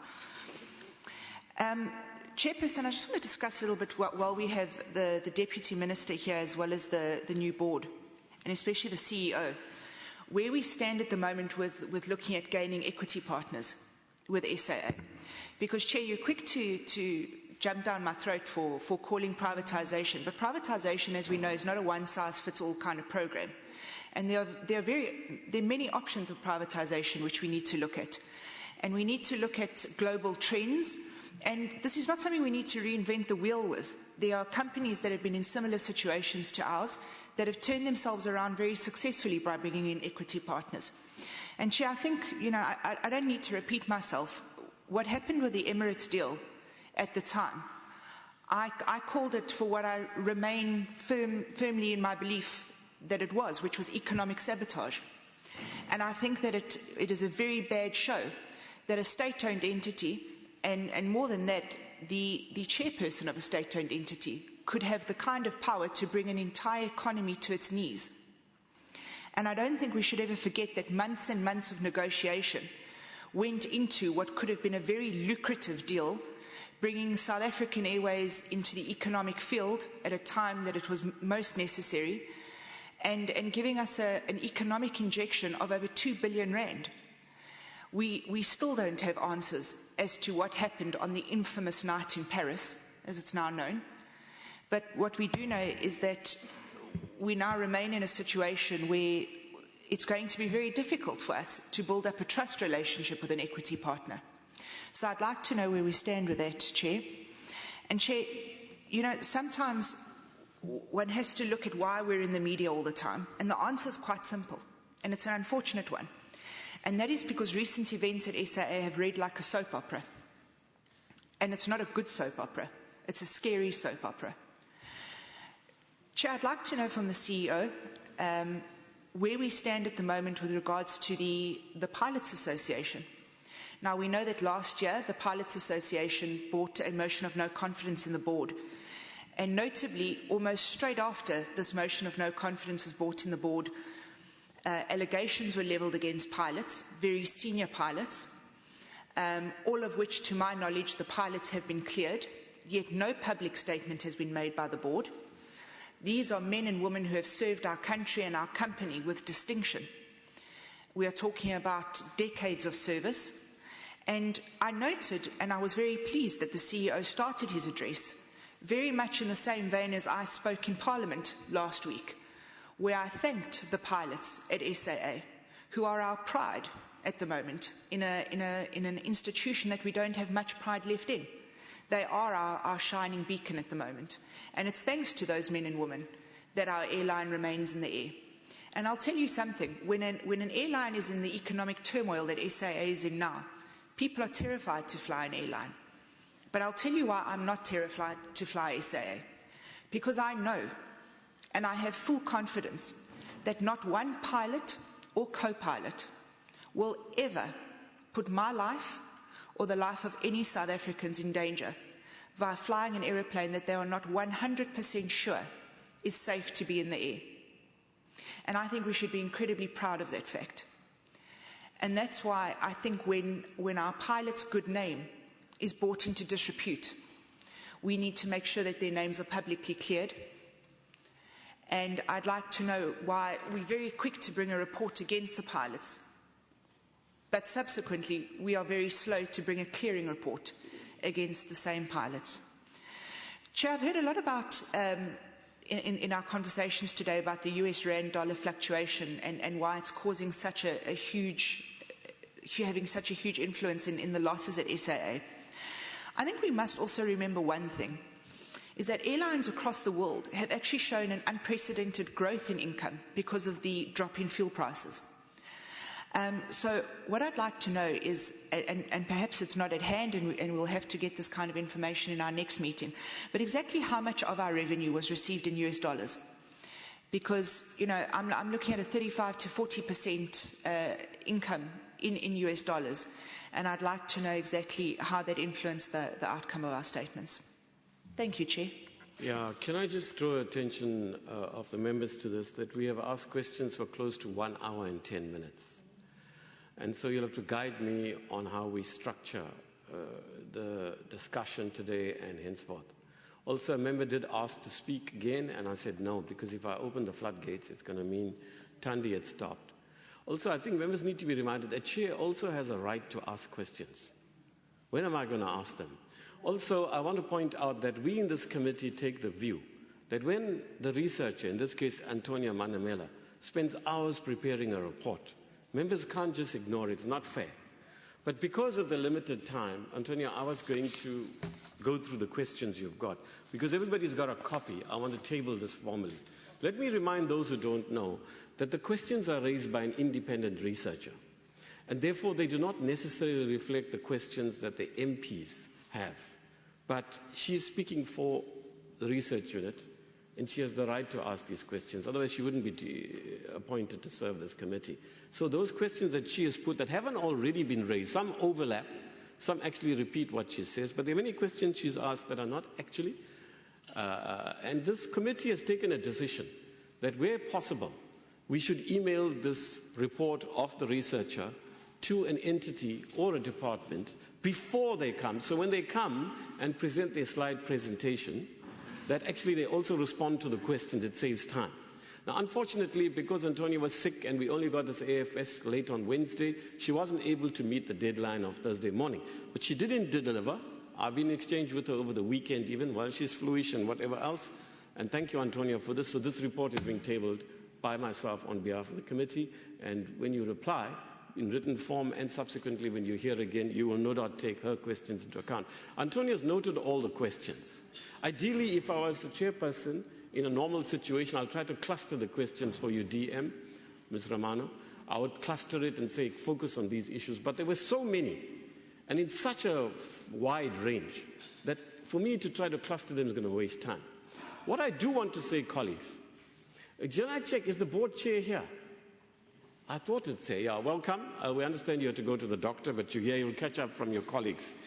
Just to say, look, firstly, that I think there may be, I haven't thought it through, and it's not because Natasha said what she said, but I think it may be true to suggest that a national airline should be a source of pride to its people. In the way, for example, without being gender insensitive, the football team would be. Yeah, you might want to, okay, Banyana, both the football teams would be. A sense of pride. You should feel a sense of identity with your country through an airline. And this is a national airline. It's a state-owned airline. And I get the sense, even from the majority party here, that we don't feel a sense of pride in SAA. And that is something that we should all work collectively towards. Now, it's true to say, you see, we must be also fair. It is both the board and the ministry, in this case it's the finance ministry for now, that's answerable to Parliament. And if a board and a management of an entity are not working, it is both the department concerned, the shareholder department concerned, and the entity that must account to Parliament. But you see, we can't all say the department's failing, the board's failing, the management's failing, and not ask what is it we are doing as Parliament. It is our collective responsibility as Parliament, as the executive and the SAA, but more, the trade unions and other stakeholders involved in the state-owned entity concerned. So that SAA is not working is ultimately, in the last instance, a reflection on all of us. Now, board chair and acting CEO and board deputy chair, I think that I agree with Floyd Shivambu. It's a question you'll have to answer, and we should give you the time to do so. What is it that this board is going to do differently from other boards? I think that's a fair question to ask, actually. And I think that is a question that you should come to us in November to answer. What is it that you will do differently? I also don't think it's fair to reduce all the ails of SAA, as many as they are. Look, I think you raised very good questions, actually. In fact, some of the style and the tone is unnecessary, but there's not a single question you asked that I can think that is not of value. But I want to come back to my point. We don't just pose questions, comrades, colleagues. We also offer answers. Now, we're not aviation experts. In fact, this really is the view of the committee, unless it's changed its mind. As soon as possible, DM, we want you to exit SAA from Treasury. It must go to where it belongs, which is the Department of Public Enterprises. So basically, I also agree with Thandi. We should meet once a quarter at least. I also agree with her that we can't sit here and ask, how many questions did we ask, Antonio? Probably about close to 100. How are they expected to reply? So I want comrades and colleagues to guide me. So I want to say a few things very quickly, right, that strike me. The one is, I think members must also seek, especially people like Natasha and Dipo and so on, who are in that committee, who understand the aviation industry better than people like myself do and others here, on some of the structure. You see, we can't look only at the board and only at the department. We have to have some keener sense of the structure of the aviation industry, domestically and globally. I read yesterday that Arab Emirates is losing, and so is British Airways, for what it's worth, 3.3% revenue last financial year. Right? Now, you look at it, right? There are questions asked here, but what we're not saying is, this. You see, we thought, to be fair, DM, to us, we were hoping that, frankly, it's a headache to have it here. We've got enough to do. We've got 6 bills with 380 plus pages. And tax bills are extremely challenging, let me remind you. We've got SARS being challenged. We've got the Financial Services Board being challenged. We can do without SAA. So I remain of the view that we should work fast and effectively and move SAA back to public enterprises. Natasha will be happier, right? Now, the thing is, we must clarify a few things first before we start opening it up. One, this is an interim annual financial statement. So therefore, it was never meant to be complete. And I think the many questions that Mr. Topham raises are correct, actually. And you raised it. It's overlapping. What Thandi and Mr. Topham raised are correct. This is a very interim. In fact, it's because we pushed for it, you'll recall, DM. Remember, we said, we don't care. You are coming here on the 20th, whatever. So we must take some responsibility for this. But we are very pleased, DM, to hear that the board met and has now given more flesh to the 2014-2015 report, the 2015-20. You tell us they'll be available in some sort of published form in the next 48 hours and so on. Let's say by next Friday. Could you table it? So we'll hold you to account. You say you can do it by then. Right. Then Antonia and others will do the work, right? I think this afternoon we can bring the meeting forward. I don't think there's a problem. There are too many questions to ask, and I set it for the last Friday. There was no conspiracy there. I thought it gives the new board, Ms. Romano, and others who are new, Peter, time to prepare. And it's based around Floyd's question. What are you going to do differently? And I think that's the key theme around which we should peg your input. So I know you compared the 2014-15 to 2015-16 reports. But the 2015-16 report is not before this committee. It's presumably not even gone through the PFMA process. We can't check the veracity of it. But there's no harm in comparing the two reports, particularly if it's presenting a more positive light. We can't judge it yet because we don't have it. And so we will make a better sense of what you're saying and a more accurate assessment next week, Friday, thereafter, right? Then on the issue of the structural issues, I think we need some discussion around that, DM. Maybe we bring in Public Enterprises Committee and or the Minister or DM from there and so on. So I want to also say a few things about the way forward, but before I do, henceforth, I'll do it in the summary for 5 minutes if you give me that time. But let me say, can somebody help you? How should we cluster the issues? What I would like to suggest is you deal with the issues around, and if somebody wants to present some other proposals, feel free, because I must confess I don't know how to pull this together. And I wasn't making literal notes. There was such a string of questions, all of which I think were valuable. So if members want to help, please do. Antonia, that's partly your job. Can you help me structure the discussion? We have got 50 minutes left, right? 45 really, because I'll need to decide how, collectively with you, how we go forward. What I suggest we deal with is, we don't look at the 2015-2016 report, and we don't question it vigorously because we don't have it. So that may be a way out. So that's done. We recognize that you say that there's been improvements. Good. We will see whether it's the case when the time comes. What I suggest we do is we look at the turnaround, we look at where the board is at the moment, as new as you are. What's your feeling about some of the issues we're raising? Isolate the issues that you think are useful to you. Then answer some of the questions around how you're going to ensure that Mr. Topham and Tandi's questions are addressed in your published annual financial statement and annual report. And then can you give us, I don't know, Advocate Jenkins, I think we can. Can members think about this? We must give you a deadline that you must appoint the CEO and CFO and so on by a certain time or reasonably soon thereafter. Can members think about that? What I think we should seek to do is get some broad sense of where you are going, answer some specific questions related to ensuring that your report that comes to us, your final reports, both years, are filling in the gaps. And also, can we set some deadlines already for you and be clearer about what exactly we expect from you when we meet you again? We will let you know the date by this afternoon. Can somebody help? How else can we, and can we give you some latitude, DM, starting with you, to answer some of the questions and so on. You can pick up. But Tandi, you're going to help to facilitate the process from now.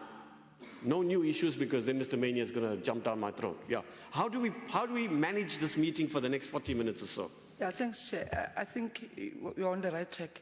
They don't have to answer all the questions here because some will need more intense response. I think they can go and consider them. But there's one issue that we have not said, all of us in this meeting, that should be there. It's the cost compression strategy that still needs to come, that must be part of the report when it comes back. So yeah, maybe the immediate questions that are in the public discourse can be responded to. Yeah, okay. And then the rest that will speak to the financials and other technical matters. Answers can come at a later stage when we do. Yeah, I don't know if I'm helpful. No, you're being helpful. Mr. Mania, Sifiso. Chair, I understand that you need to manage the time and that there does need to be some latitude, provided that latitude does not allow the Deputy Minister to skirt the burning issue, which is the appointment of Dudu Myeni, which is not in the interests of the airline. No, but you've already raised that question umpteen times. I'm not sure that I agree with him, but fine, if you want to respond to it. Yes, Sifiso. She's there for a year. The cabinet took the decision. What is the DM supposed to do? He's not even in that cabinet. But anyway, fine. Chair, if I were to assist with the clustering of questions, I think there are questions which relate to shareholder. There are shareholder issues that have been raised. There are governance issues which relate to the board. There are management issues. There are financial statements analysis issues. And then there are transformative issues that were raised. I think, broadly speaking. Yeah, and, no, and I had thought of that sort of thing, but you see, each of them's got, each of them, sorry, can you help?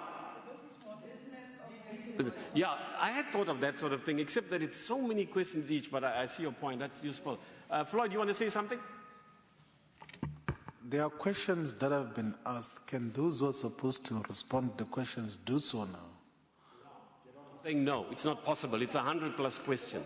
We have to guide Let them respond, and if there are issues that are outstanding, then they will then decide. Well, that's not the way we structure our meetings. Let's allow them to respond. Fine, they will respond, but I am guiding this meeting as I'm supposed to, as we always do, Floyd. You'll have to just accept that for now. Right, so here it is. Over to you. You've got the drift. Thank you. Thank you very much. I'll just deal with some of those, a few issues that have been raised, and then probably allow the board to say one or two things on the questions, and then management. But I'll also request that we've documented the questions. I'll also propose that we send you written responses on all of them ultimately after the meeting, so that we've covered everything that has been said. Can I start off by saying one thing? You know, one of the problems and challenges sometimes we face with state-owned entities is the overload of objectives, and with objectives basically. We have hundreds and hundreds of objectives. Every time there's a discussion, we load another and add another objective to them, etc. And I think we've taken a view that the current challenge that SAA faces is financial sustainability. And the mandate, the immediate responsibility of the board, the way we see it, is bringing the airline back to solvency. Now, there are a number of things that need to happen there that assist in that objective. And I dare say that we must desist from what we normally do, confuse the levels of priorities. All these things are important. But at the present moment, if we fail to bring back the airline to solvency, we would have failed the country, quite frankly. So that's our view as Treasury. The second point, coming back to the issue of the equity partner, because it has been raised, and whether you call it privatization, whatever you want to call it, we've taken a view that it's going to be, ultimately it's going to be line that government had said, we will look at private equity and looking at private equity as government. But the stance that we've taken is that we must first ensure that we improve the financial position of the airline, stabilize it and improve its financial position, and also look at the strategy and ensure that we have a strong and solid strategy for the airline. And if we look at all possibilities to bring it back to solvency, once we're sure about that, governance is strengthened and all these things, then we can start looking at private equity as a possibility, or private participation in the airline. So we're not, in principle, opposed to that. And it has been stated over and over in government. It's contained in the presidential review report, and we still, as Treasury at least, committed to that. And I know that Cabinet supports that view. So there's no debate about that. For us, it's a question of what do you begin with. Our view, if you got into a debate now or a process of finding a mechanism of private participation now, you probably will have a disaster, actually, rather than solve problem. And we're not looking at this thing of private participation ideologically. It's not a matter, it's a matter of being pragmatic. I mean, if you have to reduce the fiscal burden on the state, this is one of the options that we have to look at. It has nothing to do with any ideological position, etc. So that's the first point first point that I wanted to make. The second point relates to this thing of the board. Honorable Menir, we have a board. And I mean, this almost takes us away from the core business of what we're supposed to be focusing on, that the happening on the individual, how the individual was appointed, and how the board was appointed. There's been a process, different iterations in that process that culminated in consultation in Cabinet and engagement with the Cabinet, and collectively out of that we have the board that we have. From Treasury's position, and I dare say that government, broadly speaking, we're satisfied that we have the necessary skills to take the airline forward. We've got strong financial skills, we've got strong strategic capabilities here, we've got people here who have run big organizations, big companies in the private sector, we have people here who have in-depth knowledge of the operations of the airline. And we think that with that collective, all those collective skills can take the airline forward. So what about an aviation expert? Do you have one? We are looking at that. That's an issue that we're looking at. At the moment, we're soliciting a number of inputs from private sector, etc., around supporting that weakness. But generally speaking, the committee agree that we would like you to look at what you have and ensure that reasonably soon you appoint somebody with a technical understanding of the aviation industry. Anybody opposed to that? No. Good. Right. We want it done. I don't know, Advocate Jenkins, you'll guide me out to what we can do. In fact, literally write to them. We raised this with you before, you will recall, last November and earlier. I don't think we need to discuss this. I will find out from you, Advocate Jenkins, how I couch the letter. I'll draft it. You look at it. We are saying to you, we want at least one person there with experience of the aviation industry. So we're really persuading members of the committee that allow us and allow the board to focus on what it's supposed to do. Give it a chance to test itself in doing what we have given them as a task, rather than to be harping on individuals and how they are appointed, etc. We think that we've reached a point where we have a good board. In the next year, from now until the end of the next year, Ms. Mieni is the chairperson of the board, and Triforsa is the deputy, and we've set up the committees of the board. We think that we're poised for greater impact on the airline, and allow that to happen, quite frankly. The second point is around the executive appointment of executives. Chair, with respect, that is not a reply to my question. Let him, you see, I am picking up, as the chair, I have a right to do this. It's my job. Picking up on things we've raised before. That's why I intervene. I noticed Makosi had a hand up. Since he blurted out what he wanted to say, you have the right to blurt out what you want to say. You have the right to do it. No, Chair, I'm preempting what the Minister is going to say. I really want him to speak on the absence of stability at top management level, because that is coming to that. Solvency issues. Absolutely correct. No, you are absolutely correct. Raised it anyway. I've just been stopped, Chair. Can I go through all the answers? The second point Floyd, is around... you said let them answer. Can you persuade your colleagues not to intervene? I have the right to intervene on things we've agreed on. Thank you. The second point, of course, relates to the executives. I mean, we've given we understand, we share the view ourselves. That's why it's part of the immediate tasks that the board must embark on, appointing executive management from the CEO, CFO. We've given that as an immediate responsibility. The right to you on a deadline on that matter. Thank you very much. Okay. So because we see that as important, it's a very serious risk if we don't address that issue. There was an issue about the loan, and I'm not the one to answer that, but I think from where we're sitting, our responsibility will be to look at the terms and conditions of whatever loan that the airline gets into. And that's where I think our approval process will come in. But they can answer probably the details of that. On the issue of the shareholder management bill, there is a process going on driven by public enterprise to try to arrive at the appropriate legal framework that will allow for that to happen, where you create an overarching legislation for all SOCs. So that process is going on, driven by... You mentioned that twice last year. We want it expedited. We know it's not in your department. We will write to you again and say, look, and we'll write to Len Brown. Can I just say that it sits with public enterprise? Yeah, we'll write to both of you. You noting all this, Antonia? We also would say that the documents, Mr. List, that you ask for, we'll try to expedite that. You get the documents in the meeting that we're talking about. I think the last question probably I've dealt with what I thought was at the level of the board. Am I right? Did you? Yeah. I think that ends there. They can deal with the operational issues. Thank you very much.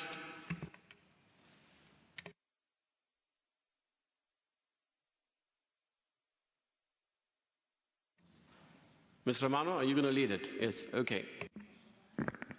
Thank you very much, Chair, and thank you, honourable members, for giving us opportunity to come and present. As the board, we've only been there for 2 weeks. And in 2 weeks, we can only do up to a point.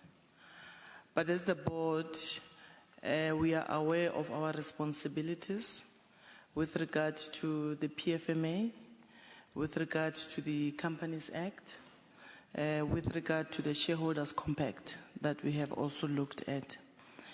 The key priorities that the Minister has given us was the issue of financial sustainability. And what we did was also to make sure that the 2014-15 and the 2015-16 financials are approved. So what we did as a board, we met immediately and met with the auditors. We appointed an interim finance committee to look into that. And in those deliberations, that's when we came up with the finalized numbers that the National Treasury will table in this House. So I'm happy to say those financials have actually been finalized. So it's just a matter of the technicalities with the auditors to sign and changing the whatever the wordings. Then the other key issue was the liquidity, because we saw in the financials is the issue of technical insolvency, liquidity. When you look into the balance sheet, you can see the short-term borrowings are maturing. There's a significant amount. So we had to sit and deliberate as the board. And in that deliberation, what we did as the board, we had to form committees of governance, and those committees are the Audit and Risk Committee, the Finance and Investment Committee, the Social and Ethics and Committee, the Human Resources and Nominations Committee, and also the turnaround strategy type of committee that will look in terms of how the airline will actually be turned around in that. So in those committees, we deployed relevant members of the board with the relevant expertise. And it is through those committees that we'll be able to come and present the way forward. Because currently, board, you don't want to be involved in the operations, but however, you deal with various structures of the board to ensure you manage the governance in that. So what I can say is that give us time, and then it is through that governance processes of the board that we'll be able to deliver on the mandate that has actually been placed in front of us. Thank you, Chair. Other members, the acting CEO and the CFO? Thank you, Chairperson. I'll just address a few. We will come back in writing with answers to a number of the questions that were asked. I think the challenge I was pointing in, as far as media is concerned, we are not distracted by media.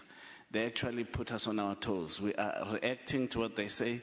It is our job to see what they say and react to that. I think it's important that we put that in context. I was merely talking about the challenges. Yes, it's challenges that the media poses. Excuse me, can I also point out to you yes, that whenever you are in the media, I'm also distracted, okay? Because now the media phones me and I don't know what the hell is going on. Yeah. And can you guys just negotiate and mediate? Because you see, you go to court. Don't blame the media. The media is hostile, right? I mean, really, I'm from the Communist Party. Can you imagine how hostile they are to us? The point I'm trying to make is simple. You see, you go to court all the time. You are taken to court all the time, right? And so you're in the media. Now, if you managed better your performance and less conflictually, you will be less in the media and the chairperson will have a more productive life. Ask Floyd there. So I can't comment on these things. Firstly, I checked. It's not my job as the chair of a committee to comment on internal labor disputes in a state-owned entity. Journalists, can we please get that straight? Don't harass me.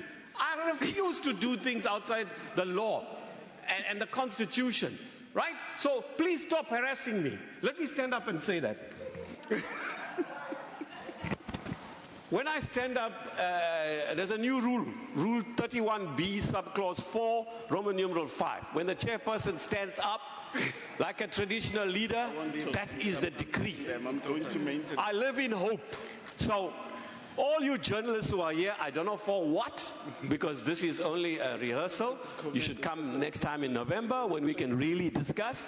I'm warning you now. You phone me, I'm handing the lawyer over to you. Advocate Jenkins, sort them out. And I hope Floyd's impressed because I'll be more productive. Thank you.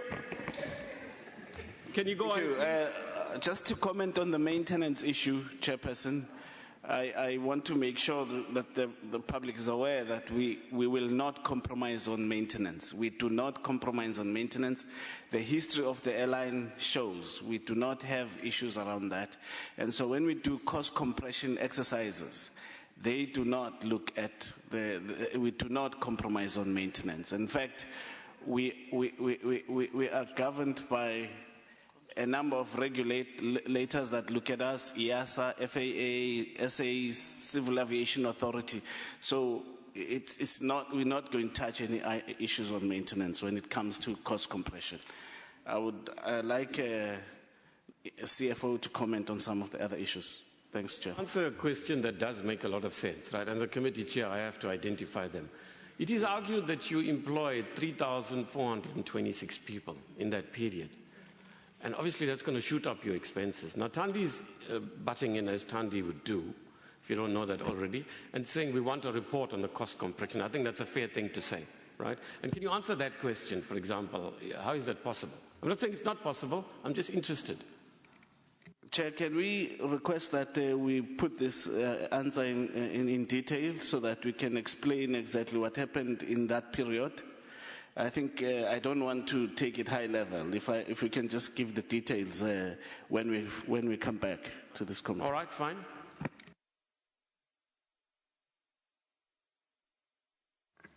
Thank you, Chairperson. I think I'll just touch base on three, Chair. The first one is on cost containment, where we were asked if this is not relating to the low fuel prices. It is not. This is more on the renegotiations of the lease rentals, on the renegotiations with our suppliers to have the reduced rates. These savings that we have saved are sustainable going forward. The second one, Chair, is on the operating costs, just high level. And again, we will do present a detailed analysis in terms of the operating cost. But the top 5 suppliers will provide. But I would like to highlight that the major 75% of the SAA's operating cost is made up of fuel, lease expenses, maintenance cost, and employee costs. The third one, Chair, is I would like to confirm that the financial statements, when you get them, they will comply with IFRS, they will have the segment report, they will have the contingency liabilities as prescribed in terms of the international financial reporting standards. The third one, Chair, is the technical issue that has been asked in terms of what has changed from the numbers that you have compared to the numbers that you are presenting. And you are correct, there's a difference of 950 million. And that is where even the auditors, it's not the auditors, Chair, it's the accounting standards. Because there was a delay in finalizing the 2014-15 numbers, the standards regulates you to whatever information becomes available from the time that from year end up to the date that the financial statements get signed. You need to take that into account, and you need to consider in terms of IS 10, which is the post-balance sheet event, you need to interrogate and check whether what happened in that period is adjustable or is not adjustable. So what happened in that period was the pending litigation where the proceedings went to court, and then the estimates, because everything relating to the litigations is more about the estimates and the judgments. So we had to increase the provision that we have made based on the new information that became available to our disposables. Thank you, Chair. Right. Who wants to follow up? We've got 20 more minutes. But can we just draw clarity on the following one? is you are going to, within a reasonable time after your report, say around the 7th, give us a written reply to all the questions raised. And then we are going to meet with you as soon as possible after the MTBPS is finished. You will deliver by next Friday or reasonably soon thereafter the annual reports in the normal form that the PFMA receives it. Bearing that in mind, we still have 20 minutes, and there are questions you can answer, even though we're having this phased approach, right? So then it's Floyd, Mr. Mania, Makosi, Tandi, Pinky, Sifiso. Thank you, Chair. I think perhaps as the committee, we should record, Deputy Minister, our profuse disagreement with a possibility of private equity on SAA, or any forms that will facilitate private participation in that space. It's extremely dangerous. Like, Africa's most successful airline is Ethiopian Airways now, is bigger than SAA. Well, SAA before Dudumini was bigger. Now it's Ethiopian airline. It's fully owned by the Ethiopian government. One of the most successful airlines in the world is the Emirates. It's owned by the government of Dubai. Virtually all of those are controlled by the state. And the Chinese airlines have got a lot of them. They're like even regional ones. The state plays a central role there in terms of what should happen. Perhaps there can be a discussion, a far much deeper discussion on how do we coordinate and oversee state-owned enterprises and companies and not deploy people who are close to us who have got no clue of what is happening in those entities, are there only because they want to make quick monies and self-enrich themselves. I think those are the issues that we can discuss as a broad and deeper principle than thinking that a solution to crisis and problems that confront state-owned companies will be to introduce private equity or private participation and all those things. It's very problematic. Majority of companies, by the way, that get liquidated every day are private companies. It's not state-owned companies. And an airline is critical for the sustenance of our economy, for basic logistics and everything else. We need it. Private participants in that space might easily throw their hands in the air when there is a deeper crisis globally in terms of the economy. When they're no longer making profits, they can say, let's let go of this part of the business. And then we're drawn into a crisis. So there must be a far much more deeper, yes, ideological and political, technical, economic discussion on how we must deal with the ownership and control of the airline. I don't think that there must be consideration of anything that will take it out of the state ownership and control. Those are some of the things that must Floyd, with due respect, everybody's got 3 minutes, right? Sure. I think your point is made.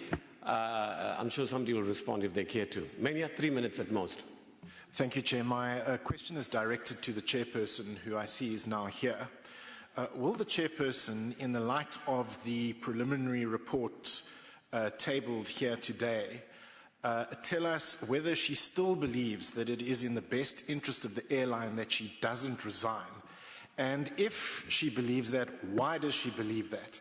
And secondly, given the fact that it appears that the Minister of Finance, who is, after all, represents the shareholder, opposed your appointment, did you at any time discuss your reappointment as chairperson of the board of SAA with President Jacob Zuma? And if you did, what are the particulars of those conversations?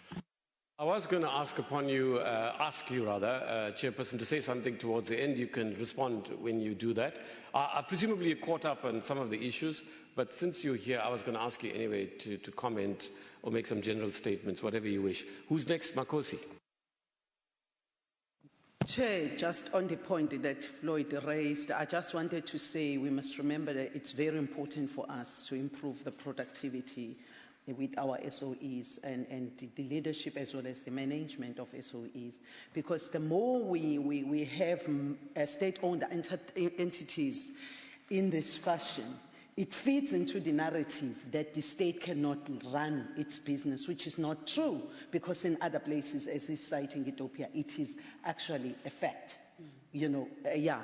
But Chair, the other thing that I thought we forgot we left out, I would really, really love to get a disclosure on all the legal liabilities with the state-owned and with the SAA, because remember we also have that 1.2 billion a liability arising out of the competitions thing. And if they can disclose that, including all the legal suits that are there, that they must just give us a disclosure on all those potential legal liabilities. I think it's going to be very important for us to get that information so that we can see whether their strategy to deal with these legal matters is actually working or not.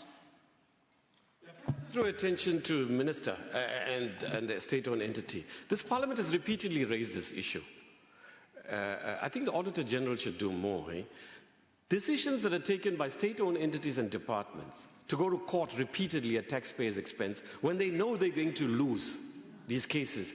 Why can't the head of an SOE, whether it's the board chair or the CEO, or the DG or the minister, ideally the minister, should pay from their own pocket?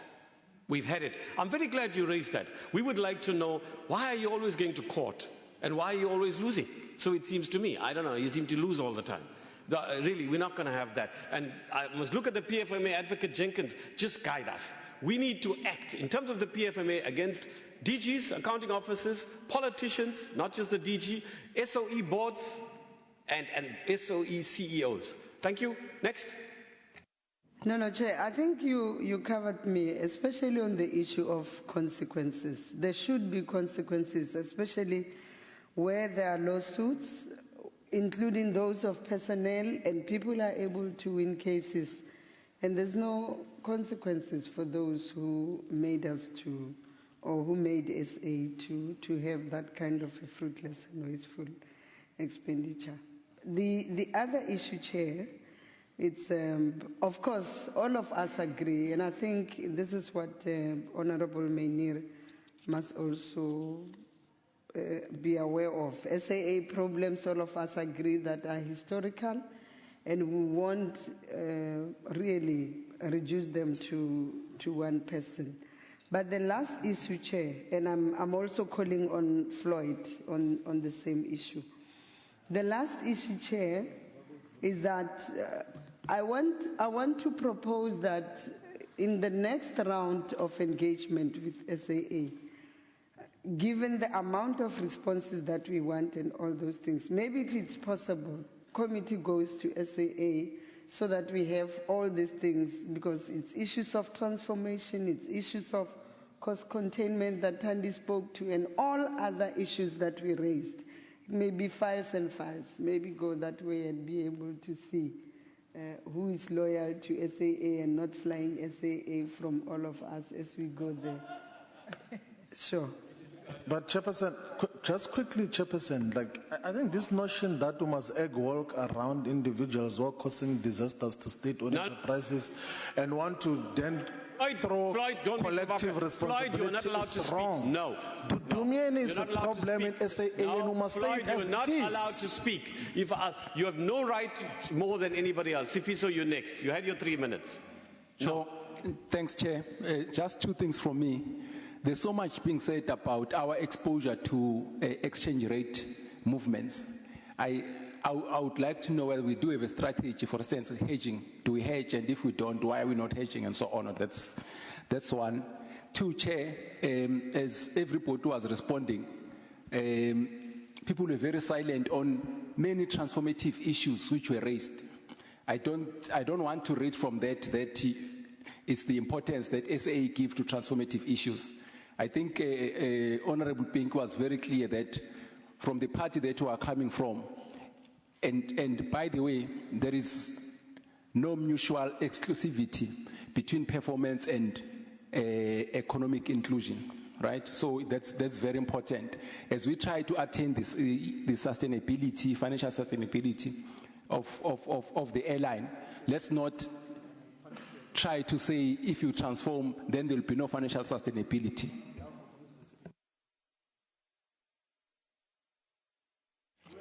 Chair, Chair,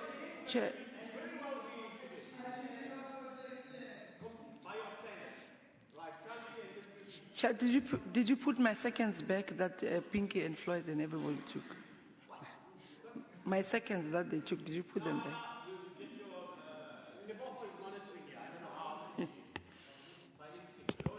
Chair, can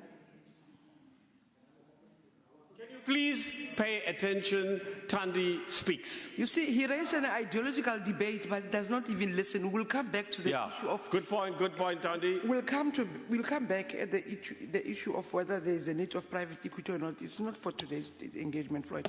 Don't take chances, Chair. I want to know how the 5 billion that has been allocated as a guarantee is going to be utilized. It might not be answered here, but we need details. I also want to know how SAA is adhering to the King Code governance principle. Because you see, the King Code governance principles are very clear on separation of powers. And that's the matter that we should speak to. For instance, there has been allegations before that suggest that the board operates on a full-time basis, sits on a full-time basis and taking decisions.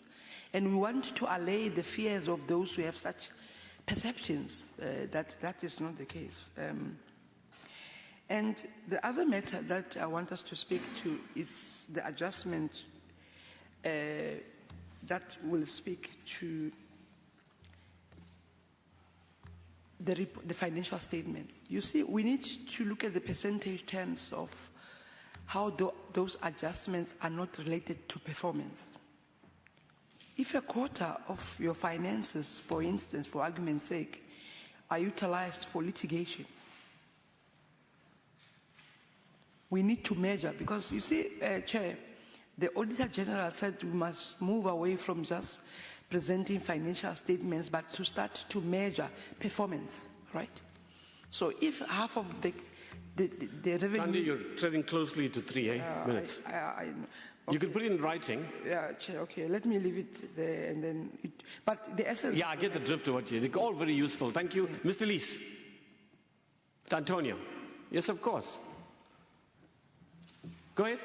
Mr. Chairman, thank you. Just to follow up on my question with regard to the 950 million, I think it was partly answered, but am I understanding correctly that the 950 million is provision for the competition challenges from Nationwide and from Comair? If that is the case, please confirm. And then, Mr. Chairman, just to build on what a number of other people have said, but I said, I asked the question of the Minister earlier about the need to look at what had been done by the previous board and board chair, and whether that in fact was reckless trading and a violation of Section 77.3, because that is exactly, I think, what many of us are saying, is there surely should be consequences. And not restricted, I agree, absolutely, to the board and to anyone who might have been. Thank you.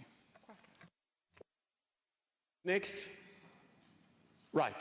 It's Antonia Manamela, our researcher, for those of you who don't know. Go for it, please. Thanks, Chair. I just have a quick comment to make about particularly the regional contribution. It's noted in the report that it contributes quite significantly to the revenue base. So really, when you come back, we would like to know, in fact, it would be of interest, what are your plans here with the regional hub? Are there plans to create a regional hub other than Johannesburg in the other African countries, just to have a base there in your international routes and so on? Just give us a bit of detail there when you come back. Thanks. Over to the officials, and then we ask the chair to say whatever she wants to. Okay, go for it, please, quickly. Can I start with the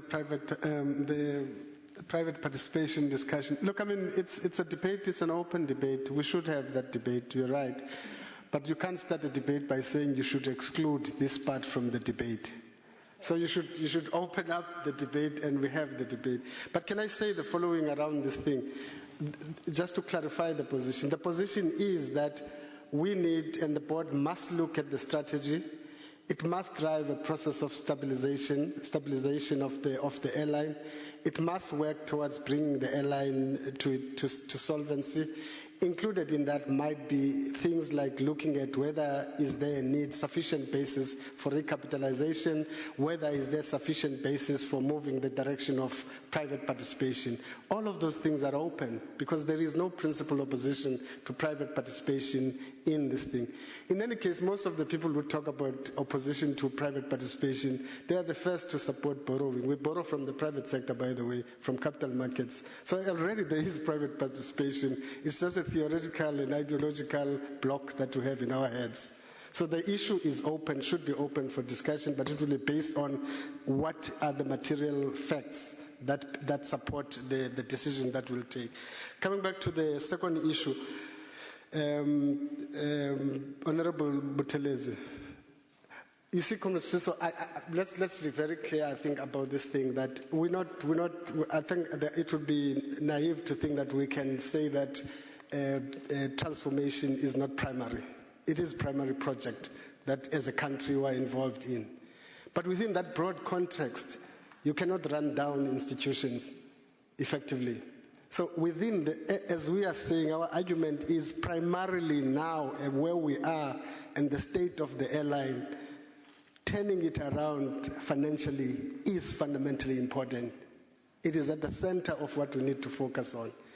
Anything else that we do must be aligned to that immediate objective. And that's probably the argument that we're making. And it's not an either or from where we're sitting, that these things go together.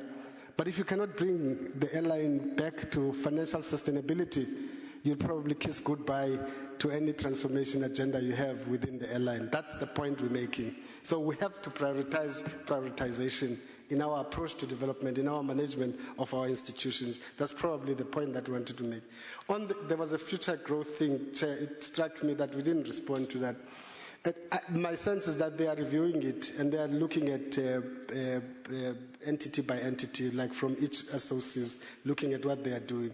Again, it underscores the point that we're making. Governance and proper management and proper running of these institutions is fundamentally important. We borrow in from capital markets. And people, before they borrow us money, they will actually assess the extent to which we're actually meeting the requirements. And the extent to which their money invested with our SOCs will be paid back. It's just the nature of running entities and doing business. That's how it is. So much as we might raise concerns about the manner in which they raise their position and develop their position, but this underlying substantive issue that we must address the governance challenges of SOCs remains valid. We have to do that. Otherwise, if we don't deal with the institutional transformation, I tell you now, in the future, somebody will come and do it for us. And it won't be nice. It might be IMF, it might be somebody else who does it for us. Changing the face of and strengthening our institution, making sure that they are efficient, making sure that they deliver on what they are supposed to deliver on, ensuring that there's credibility and integrity in our institutions is fundamentally important. If we don't do those things, I tell you now, like many countries around in the world, somebody will do it for us, and it won't be nice. Thanks. Over to you. You've got 3 minutes left. Pick up on whatever you want. DG, do you want to say anything? No. Okay. From SAA side, before I ask the Chair to say a few words? Yeah. Thank you, Chair. Just to answer the question that was relating to 950, the 950, yes, the portion of it relates to the anti-competitive claims and other accounting adjustments. It's not only the anti-competitive claim.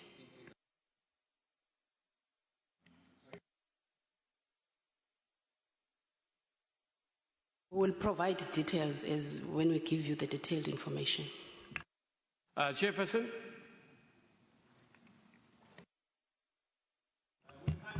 Oh. Thank you, Honorable Chairperson.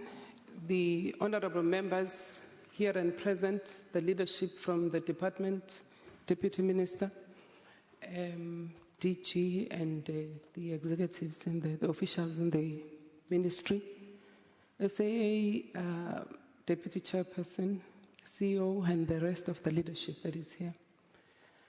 First and foremost, Chair, may I thank you for understanding that I wasn't well this morning. I think something happened at night. Either I ate something that is not correct or whatever the reason. But I thank you very much for understanding. I have missed out on many questions that were asked earlier, and therefore I think it will be proper for me to look at the questions that have been raised together with the team from SAA and participate in the inputs of the report that will be sent back to the committee. The issue I would like to respond to, particularly to the issues of other successful airlines.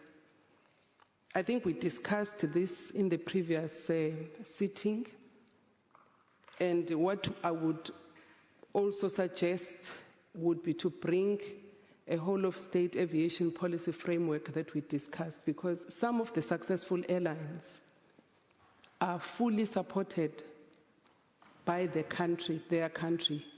Just a classical example, if you fly to Addis Ababa, you're not allowed to do the internal network if you are a non-Ethiopian airline. You can only offload at the airport and go back. But with us, the market share is shrinking because of our airlift strategy. But it's a policy discussion, and I'm saying that in our response, we will attach that whole-of-state aviation policy framework, with your permission, Honourable Chair. The second part is a question from Honourable Mainir. First and foremost, the same question was asked in the previous sitting, and I responded comprehensively to the question. I think I will request, with the permission of the chairperson, to do the same, to respond in writing comprehensively as I did. But I just want to say, for the benefit of this committee, I never appoint myself. The appointment of the board is a cabinet decision. And therefore, I will also state those reasons in the letter. I just want also to thank the board of SAA, because within the 2 weeks of their appointment, the load has been taken off our shoulders. I'm sure there is an appreciation that the board has been lean and thin. It was a 3-member board. And it appeared that the board was operational because obviously 3 members would sit in all the board committees. Board committees sit monthly or bi-monthly, and therefore your face is seen every time in the company because you are attending to board committees. But for what has happened now, there was a quick process where we appointed the board committees, and in that regard, it's going to be a better board, a better airline, and with the support of our shareholder ministry. I do want also to thank the Deputy Minister that is here. Your continued support, Deputy Minister, is highly appreciated. And therefore, I think, Chair, with your permission, I will end there. Thank you. Look, as I understand it, we're saying SA is a national asset. We want to feel proud of it. There are debates on what form, if any, there should be private participation.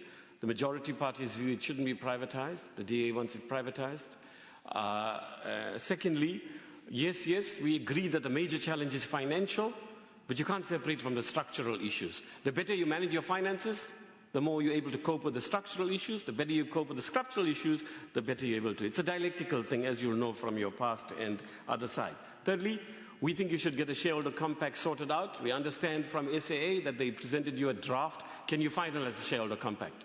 Then, as part of the shareholder compact, we want a clearer turnaround strategy. It's not going to happen, Triposa. Romano, no, I know, not now. You're a financial expert. But when you come here in November, we want to see some elements of clear turnaround strategy that's durable, and answering Floyd Chivambu's question, what will you do this time around that's different, at least signal to us. Then on the issue of the compact and the turnaround strategy must include the points Sifiso raised about transformation. It's finding the right balances on all these things. Transformation is crucial. It's inherent. I mean, the whole country is meant to be transformed and we're not doing well enough. I love the way you said it, DM. If we don't do it, somebody else is going to do it for us. And in not a structured way, in not a strategic way necessarily. Look at the history of developing countries and revolutionary processes elsewhere. Then we feel within the law and the norms of Parliament, Advocate Jenkins will guide my letter, we want you to appoint at least one aviation expert. 2 is that we want to set a deadline that you must appoint the CEO and CFO reasonably soon. We will confer with experts in this area and ask what date seems reasonable. Then we are saying the shareholder management bill, Pinky's point, we think we need a shareholder management bill like never before. But here we want to say something, right? Both of you, if you like, need to behave. Because both of you are answerable. That's Treasury and South African Airways to this committee. And we're saying, let's be clear, SAA board chair and acting CEO. Firstly, we do not want the board chair or the board members interfering with the management. If you want to do that, lobby Parliament to change the Companies Act, the corporate governance norms and so on, and lobby for that. But don't do what is wrong. We're also saying that actually the department and Treasury, whatever their views are about one or other individual on the board, that is the board. You have to support that board effectively. So, you must monitor and evaluate and so on, without unduly interfering in the space the board needs to function. That is why the shareholder management bill that Pinky asks for and that the committee's been asking for needs to come pronto. In short, don't unduly interfere, but on the other hand, the board chair and the board CEO and your teams have to realize that you're not a private sector company. That the department for now is the shareholder management department on behalf of government, and they're custodians of the people's entity. So, hey, just get it right. There's nothing for us to tell you. You know the laws are clear, the rules are clear. I'm told by global standards, they're very efficient, right? And look, comrades, colleagues, we are where we are now. We can look at the past and we must draw lessons from it and people must be held to account, yes. But more crucially, as a committee, we have to come next time around. I would like this to be homework on our side, Antonia and others. Can we look at other examples of state-owned airlines? Let's look at the Ethiopian example. It's just that we're trading in territory that belongs to public enterprises, and where do we get the time? Floyd tells us through the media that they are full-time now using the national budget of this country to campaign, using our money, the people's money, to undermine the majority party for life. So that's a matter, Mr. Jenkins, I need some legal advice on. Is it constitutional for them to say they're not coming to Parliament and they're going to campaign for 2019 against the majority party? Let's look at whether our budget is being abused by Floyd Chivambu. But there's no such a decision. There's no need to campaign the ANC because it's going to defeat itself. So. Okay, so, colleagues, comrades, what we've agreed on, as I understand it, is next Friday or reasonably soon thereafter, we'd like, through the PFMA process, for things to be tabled. 2, by Monday this coming week, what's the date, Tebogo? Next Monday is what? 23rd, 26th. Members, can you do this, Antonia? Can you organize the questions by Friday and send it to the members? Then members can add questions. And between you and me, we'll cluster them. We'll give you the questions by next Tuesday or Wednesday. You don't have to rush, because your annual report will be tabled on Friday next week. So what I'm suggesting is by Monday, the 11th, when we return to Parliament, is it Monday the 11th of October? Monday the 10th. We would like you to submit your answers. Then we will send it to, as it is, we don't interfere with it, we'll send it to the members. And then the only date I can see, the earliest date, remember we have no choice. The Money Bills Act, which you passed in Parliament while I was merrily in local government, right? So where are your people who passed this thing? It has this extremely onerous deadlines which we are reviewing. Now, for now, we have no choice. We have to sit till that Friday, what is it? I think the first date that's free, let me look at the draft program. The first dates that are free are 15th and 16th. So let's make it the 16th. We will look at SAA on the 16th. Currently, we got it for the 30th. But maybe, given the number of questions, and let's agree that for now, we will meet you once a quarter. DM and your team and DG, we'd like the DG to be here. Because SAA, we're going to prioritize, right? So the DG has to come, and the DM, and the board chair and the deputy chair, and then your team. So, on process, I don't know what else we agreed on or more or less agreed on. Is that more or less it? Good, thank you everybody. And please, Natasha, no less, 2 o'clock. I'll be 15 minutes late, Thandi will chair because I'm meeting the auditor right now. You know the norm, by the way, I don't like this thing. What happens is the auditor meets the chairs of all the committees that he or she can, the team. I think in future, we should just get a small team, multi-party team to meet them. But I've got a problem now. I've got to be there at 1:15, and Mr. Minion's making my life difficult. We have a little meeting with the DG, and if he's sensible, the meeting will finish in 2 minutes. Thank you. Thank you all. Thank you in particular to the board chair, the deputy chair, and the team, Peter Maluleke, and so on. I hope you were sympathetic to me, Peter. You never had it so challenging in your time. And the CEO and CFO. Thank you all.